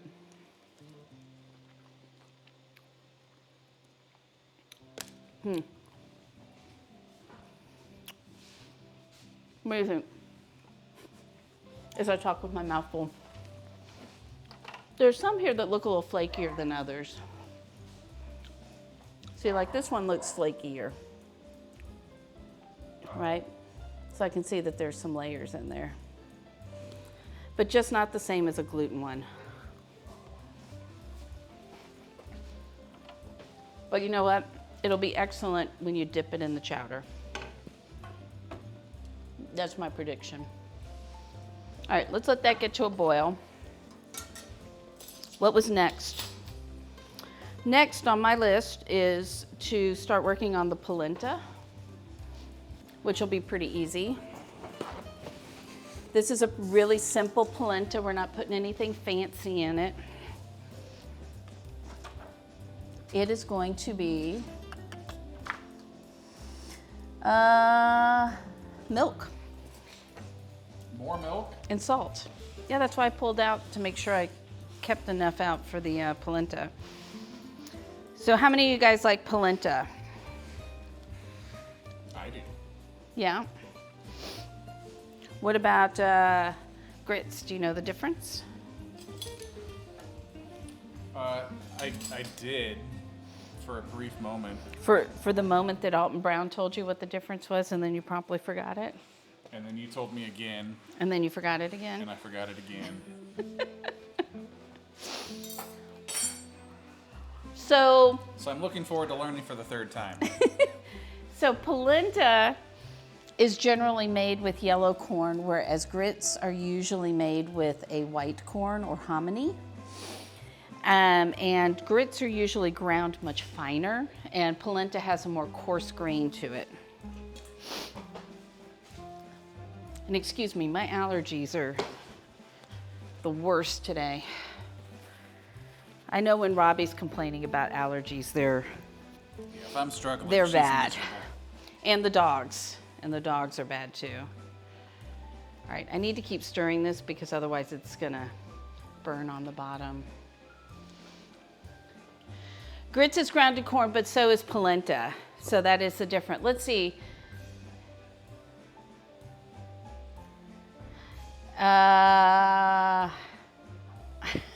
I'm gonna say check that out with your doctor, as I am not a doctor. Okay, so I'm sorry that you have a rash. So I'm not sure why you put an onion on it.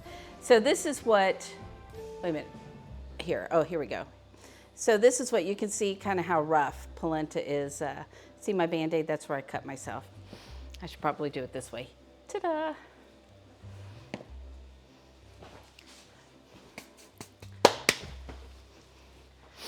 I do have a weird onion story though. Does it involve layers? It does not. It doesn't involve or layers. ogres? So back in my dating days, I dated this guy, and he had multiple male roommates. So it was a bunch of guys, all living together. And he comes home one day, and the whole house smelled like terrible. And so he asks one of his roommates if he knows why things are terrible. And it's like, no. Why are you over there? Oh, never mind. My bad. And so he starts looking around. He's like, what is this smell? I'm smelling it in every room. And then he started finding cut onions in every room. And he went to his roommate. He goes, there are cut onions in every room. Why? And he said, oh, because somebody told me that that will help keep the flu away. The flu. Yep. So he had cut up onions and put them in every room in the house to help keep the flu away. So there's that. All right, I need 2 cups of the polenta. I vaguely remember that story, and I think I'm still confused by it. Yeah. I need 3 of these. Yeah. The things people will believe, right? Well, there Oops. you got your answer. 1. Milk and honey flows. Oh, I love it. That's cool.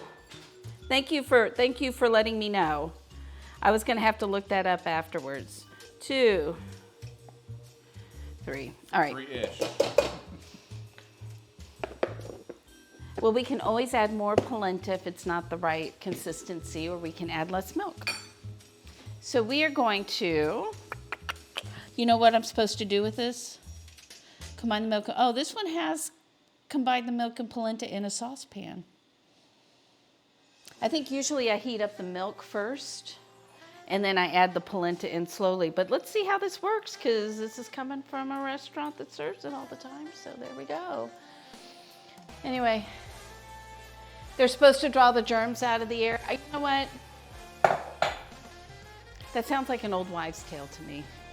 Is there any evidence to support that? This is still not boiling over here. I need this to boil so it can simmer. You added like 20 gallons of milk to it. Yeah, no, not 20 gallons, half a gallon.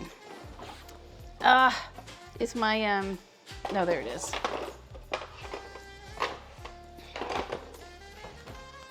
I just want to get this cooked, and I like to watch my polenta pretty closely so it doesn't get too done. So, I spray my papery. I mean, garlic does keep away vampires. That's why Robbie and I have eat lots of garlic. Although, funny enough, this has 0 garlic in it tonight. So What? So keep your. You mean we're gonna be in danger? Maybe you can rub some garlic all over you. I'll just wear it around my neck. No, Okay. no sense taking chances. Okay. Yeah. With onions in front of her. I did not cry. Did you guys notice? I cut an onion, although I didn't cut very much, only half an onion. I do sometimes cry when there's onions. I mean, you know, some onions are just way more potent than others. Hey, we're going to be making something else with red potatoes this week. You know why? I'm excited.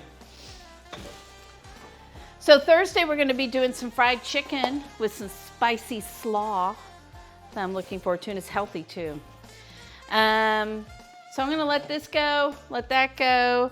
I'm going to start making the third thing I need to make on the stove. So I'm not sure how I'm going to reach it, but we'll just see what kind of fun thing this is going to be.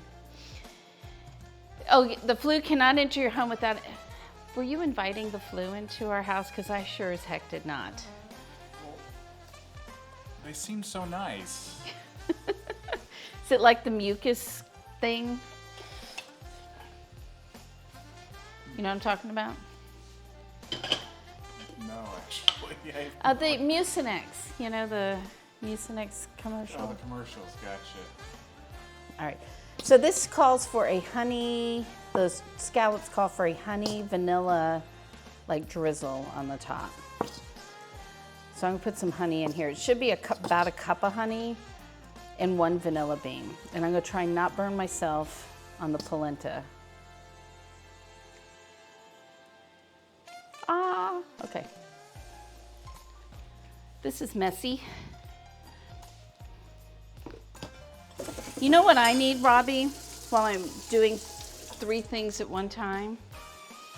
What's that? A drink. Oh, drink. Uh-huh. I have 1 vanilla bean left. I'm waiting to find them at Costco again because they're incredibly cheaper. Oh, was that a not so subtle hit that you want to drink now? Yes. I didn't think I was being subtle there. I think I was kind of asking, or I was volunteering you to make me a drink. I was voluntold.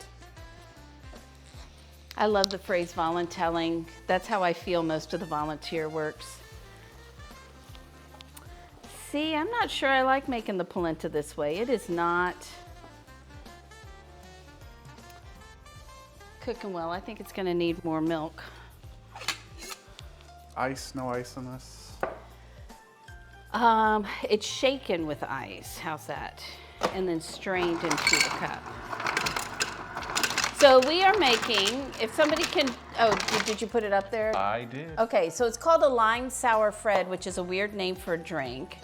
But I did have a friend who had a drink once. I'll have to ask somebody if they remember what the name of it was, but it was weirder than this.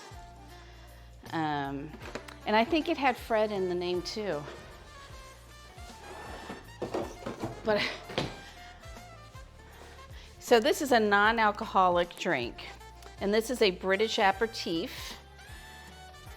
And this is we're gonna have to squeeze some lemon juice because I don't have, or lime juice. When you say we. I mean you, because I'm busy. Oh, that's what I was afraid of. I might have to put water in here too. Okay, I'm gonna say I don't like making grits this way. I prefer to heat up the liquid and then whisk in the polenta into the warm liquid. This seems like it may be a little too grainy, but we'll see. So this is it's an orange rosemary aperitif. It is the orange and the rosemary are not the most forward flavors in it. I think the more forward flavor in it is clove. But we'll see. We'll see how this drink turns out. So you haven't had the flu in at least 25 years when you started to get flu shots from your employer, huh? Oh, Uncle Stinky, you tested positive for COVID? I'm sorry, how are you feeling? Do you have like the headache and everything? Because I definitely did. I had all of that fun stuff for a few days, which is why I wasn't streaming for a few days. Because I was like, no, I don't even feel like, I can't stand up because my head hurts so much. But I never did test positive for it, but I didn't go get tested until I started feeling better. Because I was like, it doesn't matter if this is COVID or not. I'm not going anywhere, not going to see anything. So I don't get the flu from the flu shots. It does actually help me drink Wazer. And because I work in an industry where I'm really close to people, I didn't used to get sick or get flu shots when the kids were little and they'd come home and be sick anymore. But somebody told me, was like, you're working in that industry and you may be passing it on even though you're not showing any symptoms of it. And so that's why I started to get it myself. But that was, what I needed to do for me. And I think what really sealed it for me is my brother's family one year, everybody kept getting strep throat. Everybody kept getting strep throat, except for the youngest. The youngest never got strep throat. And so, or at least she never showed any symptoms. But the doctor finally said, you guys just keep passing this around. And even though had everybody on antibiotics and all that stuff, had the youngest one come in just to get tested, and she was a carrier, showed 0 symptoms of it, but she'd had strep and just kept giving it to everybody, so. Nice, Catsy. Okay. Thank you so much, Catsy, for being here. It was really nice having you here and nice meeting you. Get a good night's sleep, have some sweet dreams. Yeah, you lost a little bit of your taste. I don't think I've lost my sense of taste. He's not complaining about how the food tastes, so. Not out loud anyway. Hey, that'll be enough out of you. So as you can see, I was not happy with this polenta recipe because I keep adding to it. It seriously wants 2 ounces of lime juice? That's what it says. All right, now that I've got this honey kind of liquefied, I'm gonna turn this off and let this just steep for a little bit, because I am gonna need another burner here eventually. Use all the burners. But I do want to get this to a consistency I like. Or start over, who knows? Yeah, like Typhoid Mary, exactly. Call that good enough. Where's the simple syrup? This polenta's not working for me. Do you want, no, that's vanilla. Let's use one of these. And it was not happy with this at all. 1 part simple syrup. So this drink has the non-alcoholic aperitif. It's got lime, simple syrup, and it's gonna have egg white shaken into it, so it gets a nice frothy top. And my guess is I'm gonna wanna put a dash of bitters on the top as well. All right, I'm gonna put a little bit more liquid in this, and then I'm gonna put a lid on it and let it sit here on a simmer plate and see if I can't find a texture of this that I'm willing to eat. Because right now I'm not willing to eat this. Where did I put the lid for this? Do you guys know? Right there. Is that it?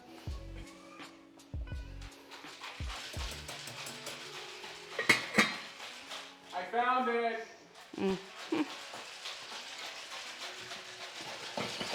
And this back burner has a simmer plate, which I love. Okay, let's taste the drink and then I'm gonna start getting stuff ready for the scallops. Now that there's lime all over my board. You're welcome. I appreciate you. If this polenta doesn't work out, I'm gonna saute some spinach real quick and put the scallops on spinach. Because I have that.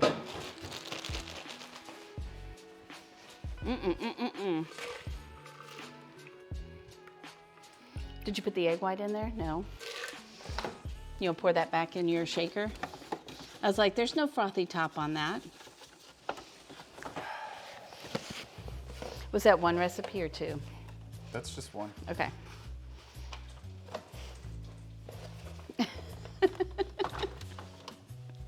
Can you give me this? You're rolling your eyes at yourself. I don't know.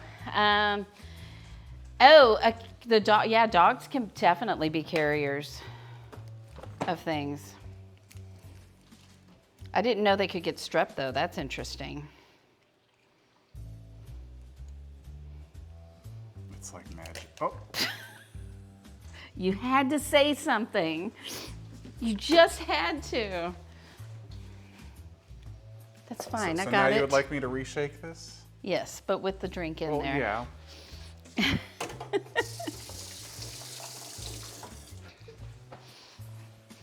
Okay, here's our lump crab meat. I'll work on stuff in a minute. Take two. Let's see, you bought an oak leaf lettuce for your bacon burgers. That's not unusual, it is. I don't know that I've had oak leaf lettuce, but some lettuce is very bitter. Like if you do arugula or, now I'm blanking all the names and stuff, but some lettuce is very bitter, but I'm not familiar with oak leaf lettuce. So you'd have to look that up and see if that is considered one of those bitter lettuces. All right, let's see what this looks like now. See, now we have a nice little foamy top to it. Let's see if I put a little bit more. All right, let's see what this tastes like. I'm kind of excited. It's nice Did you want to. a photo? No? Yes. Yes. Maybe. So I'm always looking for things like I like cocktails, but I do want to cut down on the amount of alcohol. It was almost inedible. I mean, then I wouldn't buy it again. If you don't like it. Some people love really bitter things. Am I in the way? It's fine. It's fine? Okay. All right, let's taste this. It smells good.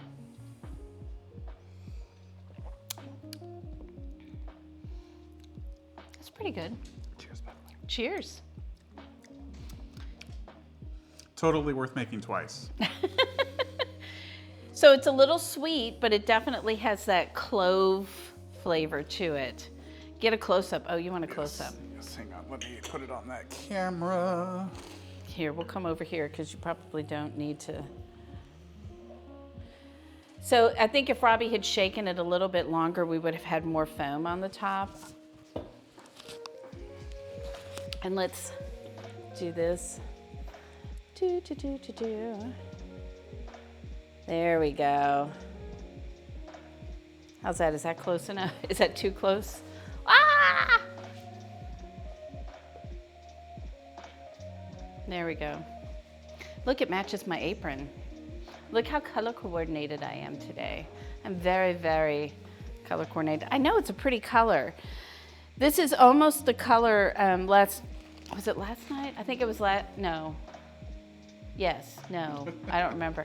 I think last night I was drinking the Sin and Gins, which is 1.5 parts gin to 1 part orange juice and 1 part lemon juice. And that was really good too. So, and then you could do like a little lime twist in there. That would be good. or a little wheel in there. Boy, this lime has seen better days. I used it for zest, so the outside is a little janky. But there we go. Even better. Even better. So, and thank you for reminding us that we're supposed to be showing you the things that we're doing. I appreciate it because sometimes I forget because I'm busy. I get busy. I'm a very get it done kind of person. All right, I'm going to move all of Robbie's stuff over here into our pile of half-used produce and clean off my board a little bit because now we're going to start getting our scallops ready, and I also need a pan to do those in, and I need to turn the oven on. So many things, people. So many things. Look at this. Did you see the little cut in my board? Preheat oven to 500. 500, people. That is hot. How's my polenta doing? I don't know. I'm not. Can you tell? I'm just not happy with the polenta. As long as it tastes good, maybe. Now this cocktail would be really good if you added some vodka to it. It's not too late. It's good. It'd be really good with vodka. So we're going to, I've never done scallops this way before either. I've usually just dried them off and then seared them in the pan. But, oh, are you gonna add alcohol to it? Are you thinking you need alcohol in yours? Just for me? I'm fine. We don't need to slow Dana down right now and make her goofier. So this one has us dusting the scallops in a little bit of hazelnut meal. And then we're gonna sprinkle, we could chop up or ground up some hazelnuts and put them on the top. So I do have some of those as well that I can do that with. So we are going to make a little dust thing here. You know what? I think I should probably just move almost all of my cookbooks out of here and just put bowls and prep stuff over here, don't you think? I think it makes more sense. Oh, thank you. So this is calling for 2 cups. So this, I don't think I need 2 cups. Hey, Chad Kipling, thank you so much for the follow. Welcome to the community. I need a name. Anybody coming up with names for the community? I'm out of. I think once upon a time I came up with Dana's Diners. Oh. Or, yeah, I don't know. I'm not bad. All right, so we're gonna do, I'm only doing half this recipe because it was for 4 people. And last I counted, there were only 2 of us here. Still just 2 of us, unless you count the dogs. But there's only, well, we'll leave that. Maybe I'll use it for something else. And I was so happy that my grocery store actually had hazelnut meal that I didn't have to try and make it myself. And then we are going to do a little salt and pepper. So we'll stick some of that in here. Lasagna. I love lasagna. Lasagna? Who's having lasagna? I do have a recipe for you. Hang on. Oh, lasagna. Yes, we do have a recipe for this cocktail. So the name of the non-alcoholic aperitif is called Wilfred's, and it's bittersweet orange and rosemary. Hang on, do you want to show it under the camera? Da, da, da, da. How come that camera looks so dark? It's just the iPhone's better. Huh? The iPhone's better. But this is the iPhone. I know. I like it, the look of this. You like it darker? Yeah. Oh, okay. So anyways, that's what this is. I'm just the producer, though. Don't listen to me. And they have a bunch of cocktails on their site, and they all look really good. And then they've got like a spritz on the bottle. And I thought, you know what, it kind of reminds me of an Aperol spritz. This doesn't, what's on the bottle does. And this kind of reminds me of like a little cocktail that you'd put Aperol and some citrus in to drink. So the Dynasty. So you guys are the Dynasty. I'll write it down. Robbie writes everything. If you saw his little stack of notes over there, he writes down all the clever things you guys come up with and the not so clever things. Which is none. I mean, not clever. It's none. Just in case anyone took that the wrong way. He's got lots of notes over there.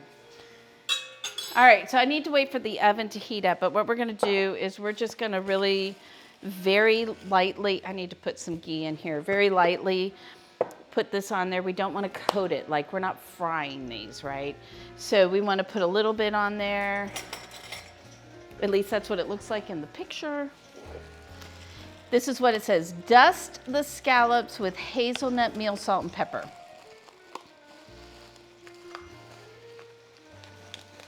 So that doesn't really tell me a lot. And we're gonna put a bunch of clarified butter in here.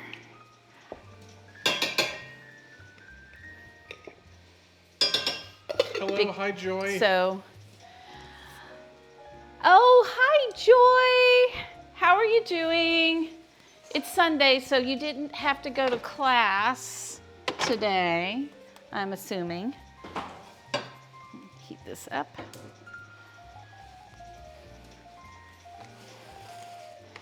And I think what I will do is get these all ready so I can put them all in the pan at the same time.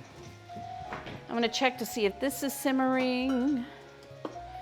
It is. How are the potatoes coming along? That's the most important part of this.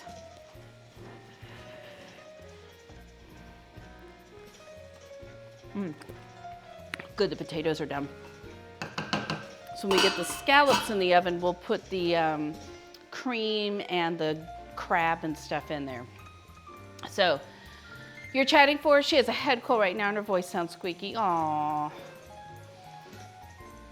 I'm sorry. I had a head cold after I got over the COVID. I don't know if Robbie slept for about 2 weeks with me coughing and sneezing and Still not sleeping.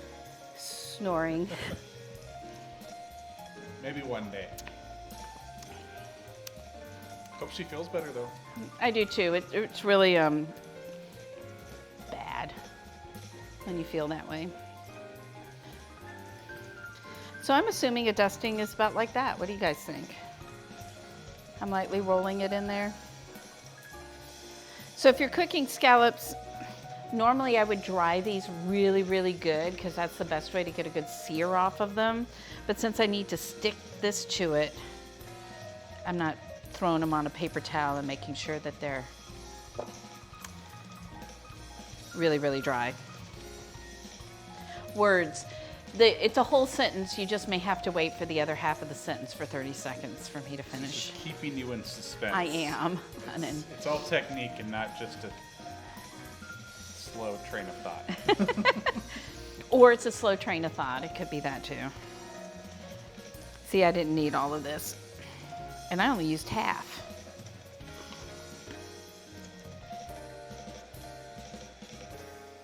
All right. My butter is almost melted here. So we're only getting 4 each because these are the U15 scallops. So they're more expensive than, say, the bay scallops, those little ones I usually cook with. You know what I'm talking about? Sort of, yes. The correct answer is, I don't know. Yes. Yes. I know exactly what you're talking about, Dana. All right, I'm gonna turn this up a little bit. And I'm still waiting for my oven. My oven is almost hot enough. So in the meantime, I'm gonna take some hazelnuts. I'm gonna roast them real quick. in the oven because it's pretty hot in there. And if you wondered what a hazelnut, many of you probably know what this looks like. Well, there goes one on the floor. Floor hazelnuts. Floor hazelnut.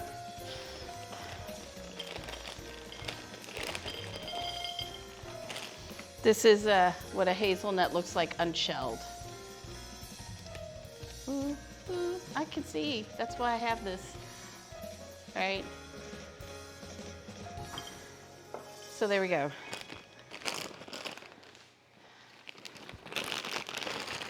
I'm just going to stick those in the oven for a couple of minutes to get a little bit more flavor. It'll tease out some of the oils as well in them, which we want. I think it'll be a couple more minutes. I'm going to wash my hands because I'm not sure if I did that after I touched the scallops. Probably not. A couple of more things to chop here. Or one thing to chop, which is some chives. Otherwise, that would be something I would 100% forget, because the other day when we did, what did we do last? We did pad thai. What did we do before that? I don't remember. There was something and I went, oh, I totally forgot to cut this.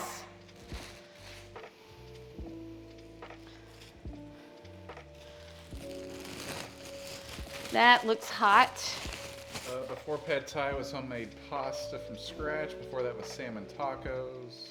Yeah, I don't remember. There was something that I forgot to dress up the food with. Mint. Mint was supposed to go on something. I can't remember what. Thai basil was supposed to go on the pad thai. I'm very bad at putting some things on at the last minute. Unless I'm taking pictures. Like if I'm just like hanging out in my kitchen by myself.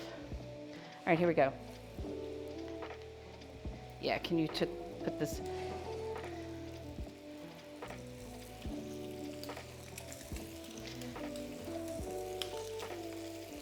So we're just gonna get these started on here and then they're gonna go in the oven. When hot, sear on one side. And then we're going to put this in the oven, cook it for 3 minutes, turn this stuff up. Okay. Did you guys get all that? That was my brain talking again. It explains the magic of the show. Yes. All right, so now that Robbie moved this over here, these are gonna go in the oven for 3 minutes. We're not quite at 500. But I think it's hot enough. But I guess we'll find out. And then we're gonna chop up some hazelnuts. So here they are.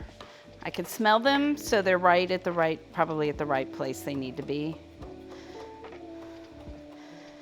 And they're gonna be floor chives here in a minute. Dun, dun, dun, dun.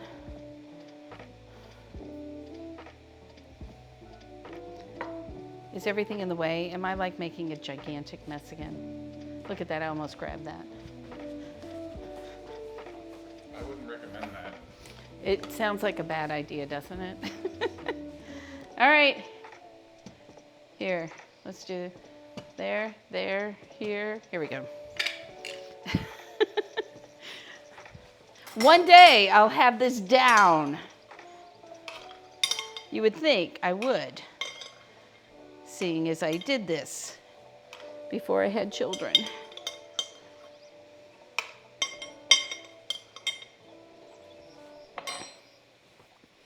All right, do you guys like scallops? I got to tell you, this is one of my favorite seafoods, is scallops. They are just, if they're made right.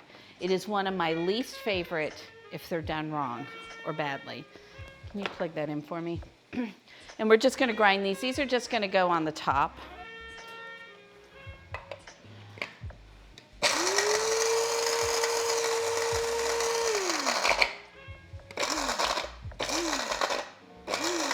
And this is just an old coffee grinder. Although I never used it for coffee. It's always been used for spices. Because as Bravewood Beanery tells us, because if you want to know about coffee beans have a lot of oil in them. And so if you use them in this, you'll never really get that coffee flavor out. Did I get that right? This looks an awful lot like the hazelnut meal.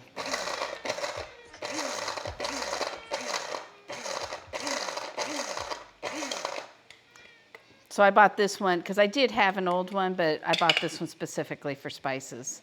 I tried a couple of different ones that were specific to spices, like little hand ones, and they didn't work very well. I wasn't very happy with them. Yeah, this one, oh, you have a blade grinder? This is what I have. I do it for nuts and spices and stuff. They're always overcooked. It is so, so easy to overcook scallops. Oh, you had a hep outbreak from scallops? Oh. Well, I would imagine you can get some really good fresh ones there. All right, that's our timer. I don't want to leave them in there any longer.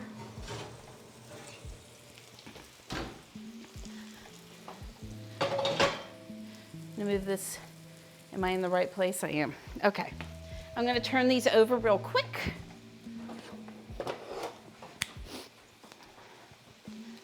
Look at that nice color right there. That is awesome. So now we want to just get a little of that color on the other side. Well, some of them are awesome, like this one, and this one, and this one, and this one, and these are just okay. Hey, let's get you over here. Maybe it's a little warmer in the pan over here. Maybe they were the first ones in or something, I don't know. You mean last one's in? Wouldn't the last ones in be less cooked than the ones that were first in? I was talking about the good ones. Oh, the good ones. Well, see, you and I were just saying the same thing. All right, I'm gonna add the crab. So while that is there, and it's all the heat is coming just from the pan, which, by the way, I'm gonna do this so I don't grab it, because I would. Robbie can attest to that, huh? That's your tip of the day? Yeah. That is. I have half and half instead of cream for my clam chowder, or my crab and corn chowder. I've made clam chowder so many times. This is my first crab chowder. All right, what do you guys think? The recipe calls for 12 ounces, but this is 16 ounces. Do I just put all 16 ounces in there? Because once I open it, it's not going to stay good for very long. I'm okay with more crab. There we go. There's our crab. I think I will put it all in there. That is also hot. Everything is hot.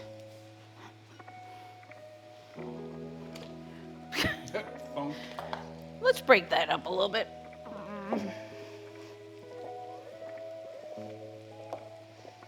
And then I need to put some cream in there.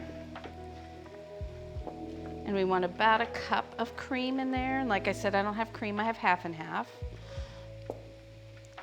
So hopefully you don't get just a giant lump of crab, Robbie.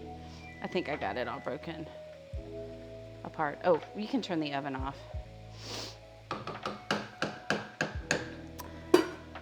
It's handy to have someone in the kitchen with you who does things for you. I don't think this is going to quite be a cup. I think it'll be okay.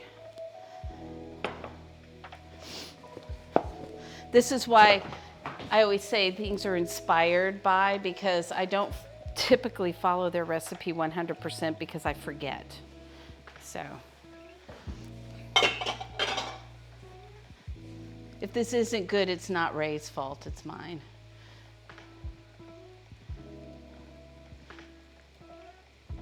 And then we're going to add some chives in there. I may throw some on the top too, depending. I'm gonna let that heat up for just a second after I taste it. Always taste your food.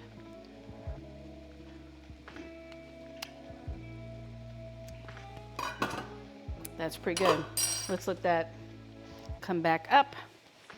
I'm gonna clean up a little bit here so that we can start plating some food. Always Robbie's favorite part when I start to move everything by the sink so he can see how much he actually has to wash tonight. He's giving me this look. That's one of his looks. I need that one to be something like so that he can put that, since you guys can't see him. It's very close to the eye rolling one. But it has the whole lip movement thing going.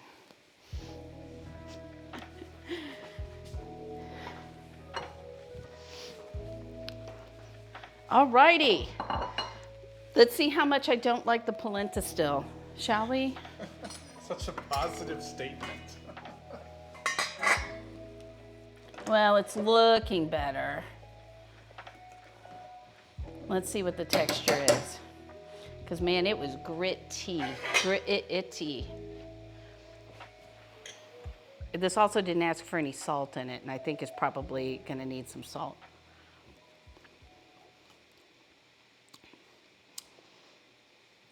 It's still a little gritty.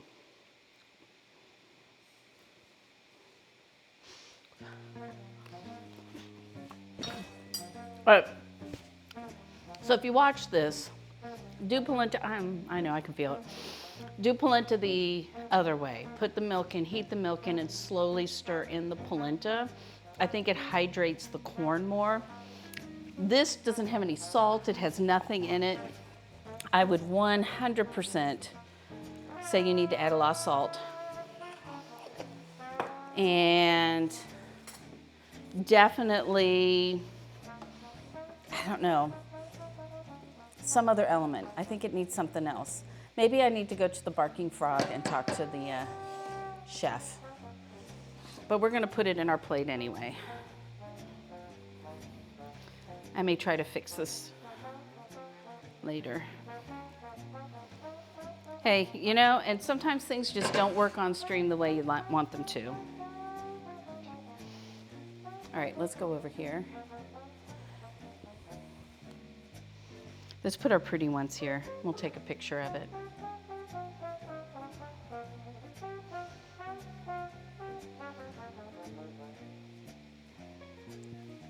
How's that? Does that look good, everybody? And then we're going to put a little of this on there. There's like 8 million spoons, Robbie. 8 million? Mm-hmm.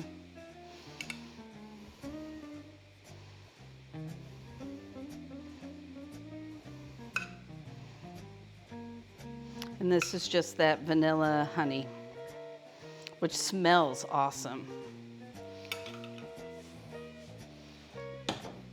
All right, camera. What do you guys think? How does that look? I'm gonna turn that off. Does that look good? It smells pretty good. Yummy! Thank you, Bravewood Beanery. I need a camera for a picture. Oh, that camera. This is, yes. I was wondering what you were doing. Oh, wait. We also got to do this. Don't forget something. I know you usually do, and that's your trademark. That's my trademark, exactly. There we go.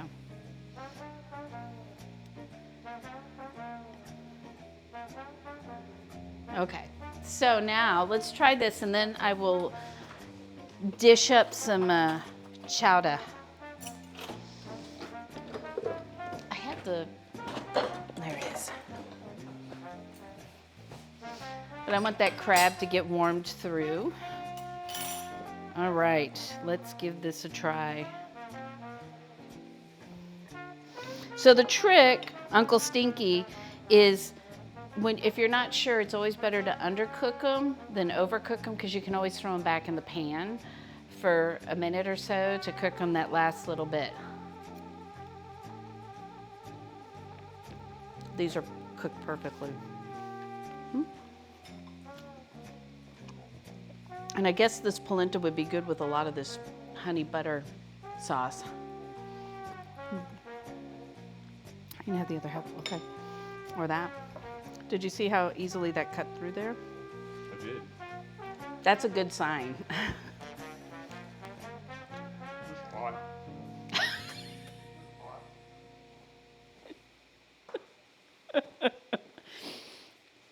It tastes really good, but it's hot. She can eat fire.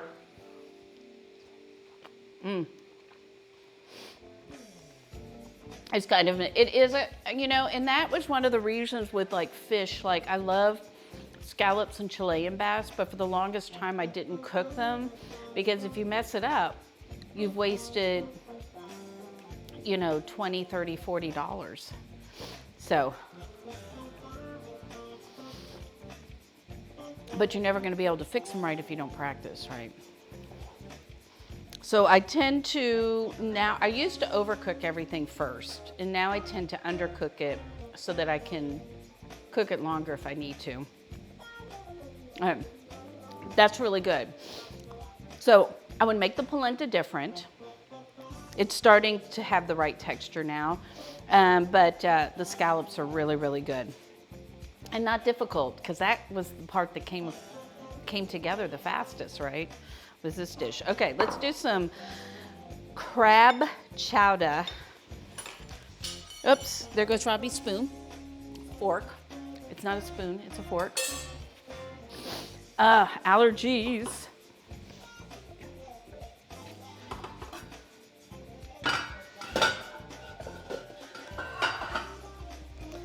And let's see how this tastes. Because this would also be an expensive mistake if it didn't taste good. Because crab is so expensive. Oh my gosh! Hey, thank you. Is it Gittlebase? Gittlebass? Thank you so much for the raid. Hey everybody, let's welcome them in to our dinner party here. We're just finishing up. This is the crab chowder that we made. These were the, here we go. Look, these were the scallops. We've already been munching on those. And this is, now we're going, I'll get it right. Woo, towards me and then to my right. There we go. And so now we're gonna try our crab and corn chowder. So my name, oh, and let me tell you who I am. How about that? How about if I do that? Hey, thank you for the follow. Thank you so much. So my name is Dana. I am a food and drink. Thank you. Thank you, Marky. Thank you so much. Hello, Scooter Beach. Hello. Good to see you guys there. So you've missed all the fun, but I'm glad that you're here now so you can watch us eat, because won't that be fun for you? Woo! So my name is Dana. If you don't know me, if I haven't met you before, I'm a food and drink streamer here on Twitch. I am not a trained chef. I am just somebody who loves to cook and loves to experiment in the kitchen. I also love to tell stories. And tonight I was doing kind of a Seattle inspired menu, and we did the scallops here, which were dusted with hazelnut meal and some salt and pepper. And then we had some polenta with a vanilla honey sauce that went on it. It's really good. It's really good. And then we did from Ray's Boathouse, which if you ever go to Seattle is a fabulous restaurant. This is their corn and crab chowder that we're gonna be trying. And there's a big giant lump of crab right there, because I know you don't want that, right? So this is what we are doing. I am so glad that you came in. I am so glad to meet you. Is it Gittlebase? Gittlebass? How do I pronounce, what do I call you? It said musician and fish. Huh? Oh, musician. So and Gittle fish, and fish. It's Bass. both. So bass. Okay. Got it. So it can be bass or bass. I like it. So you can go either way. Cool. All right. So we did this, and I also we made these gluten-free biscuits. I'm trying to find some gluten-free recipes that I like because I'm trying to get rid of as much as I can. You know what? That would be awesome. You should totally do it. You should totally do it. That would be hilarious. And then always leave people thinking. So, yeah. So what did you guys do in your stream today? What was going on? I'm gonna try this chowder here, and then I'm gonna try the biscuits with the chowder. It's really good. I think it needs a little more salt. And Robbie's like, of course she thinks it needs more salt. Because Robbie won't put salt on stuff. So I'll put a little in there.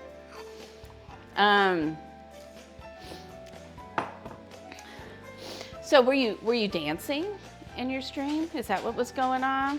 Oh, you're a food streamer. To show love to Phil. Oh, thank you so much. I'm so glad that you are. I'm so glad that you are here. I'll have to check you out. I only stream on Sundays and Thursdays, unless I'm occasionally streaming a special one, but that's my schedule. So I'll have to stop in on Sunday and Saturday and check out your cooking. That would be awesome. I love to meet new cook streamers. I've got to say, I've only been doing this since May and have met some really wonderful, fabulous people who knew. Like, this is all new to me. So, you usually want more salt too? Yeah. What was it? I was cooking, last night I did chop suey with leftover pork loin, but because I was using hoisin sauce and soy sauce and tamari and magi, I didn't add any more salt, and it was still pretty salty. And that was one of the few times I was like, I am not adding salt to this. That is not gonna happen. Would you like to try this? So I did the gluten-free recipe that was on the bag for it of biscuits, and they're okay. But I'm gonna still be in search of a better biscuit. Is that good? It's pretty good. Mm-hmm.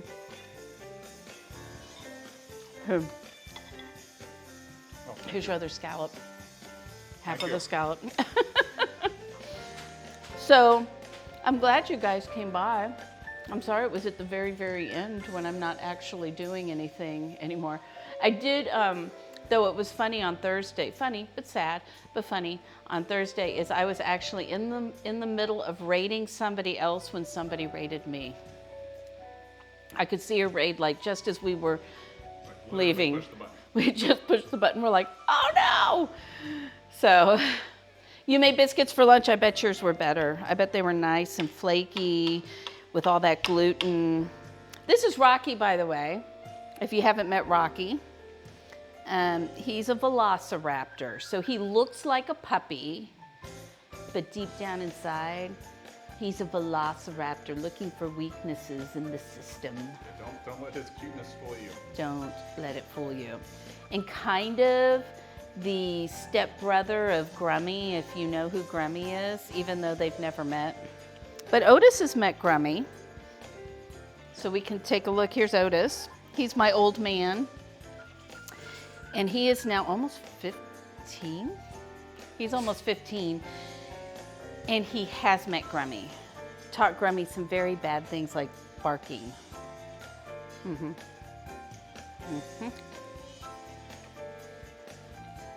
Because Grummy used to stay at my house a lot.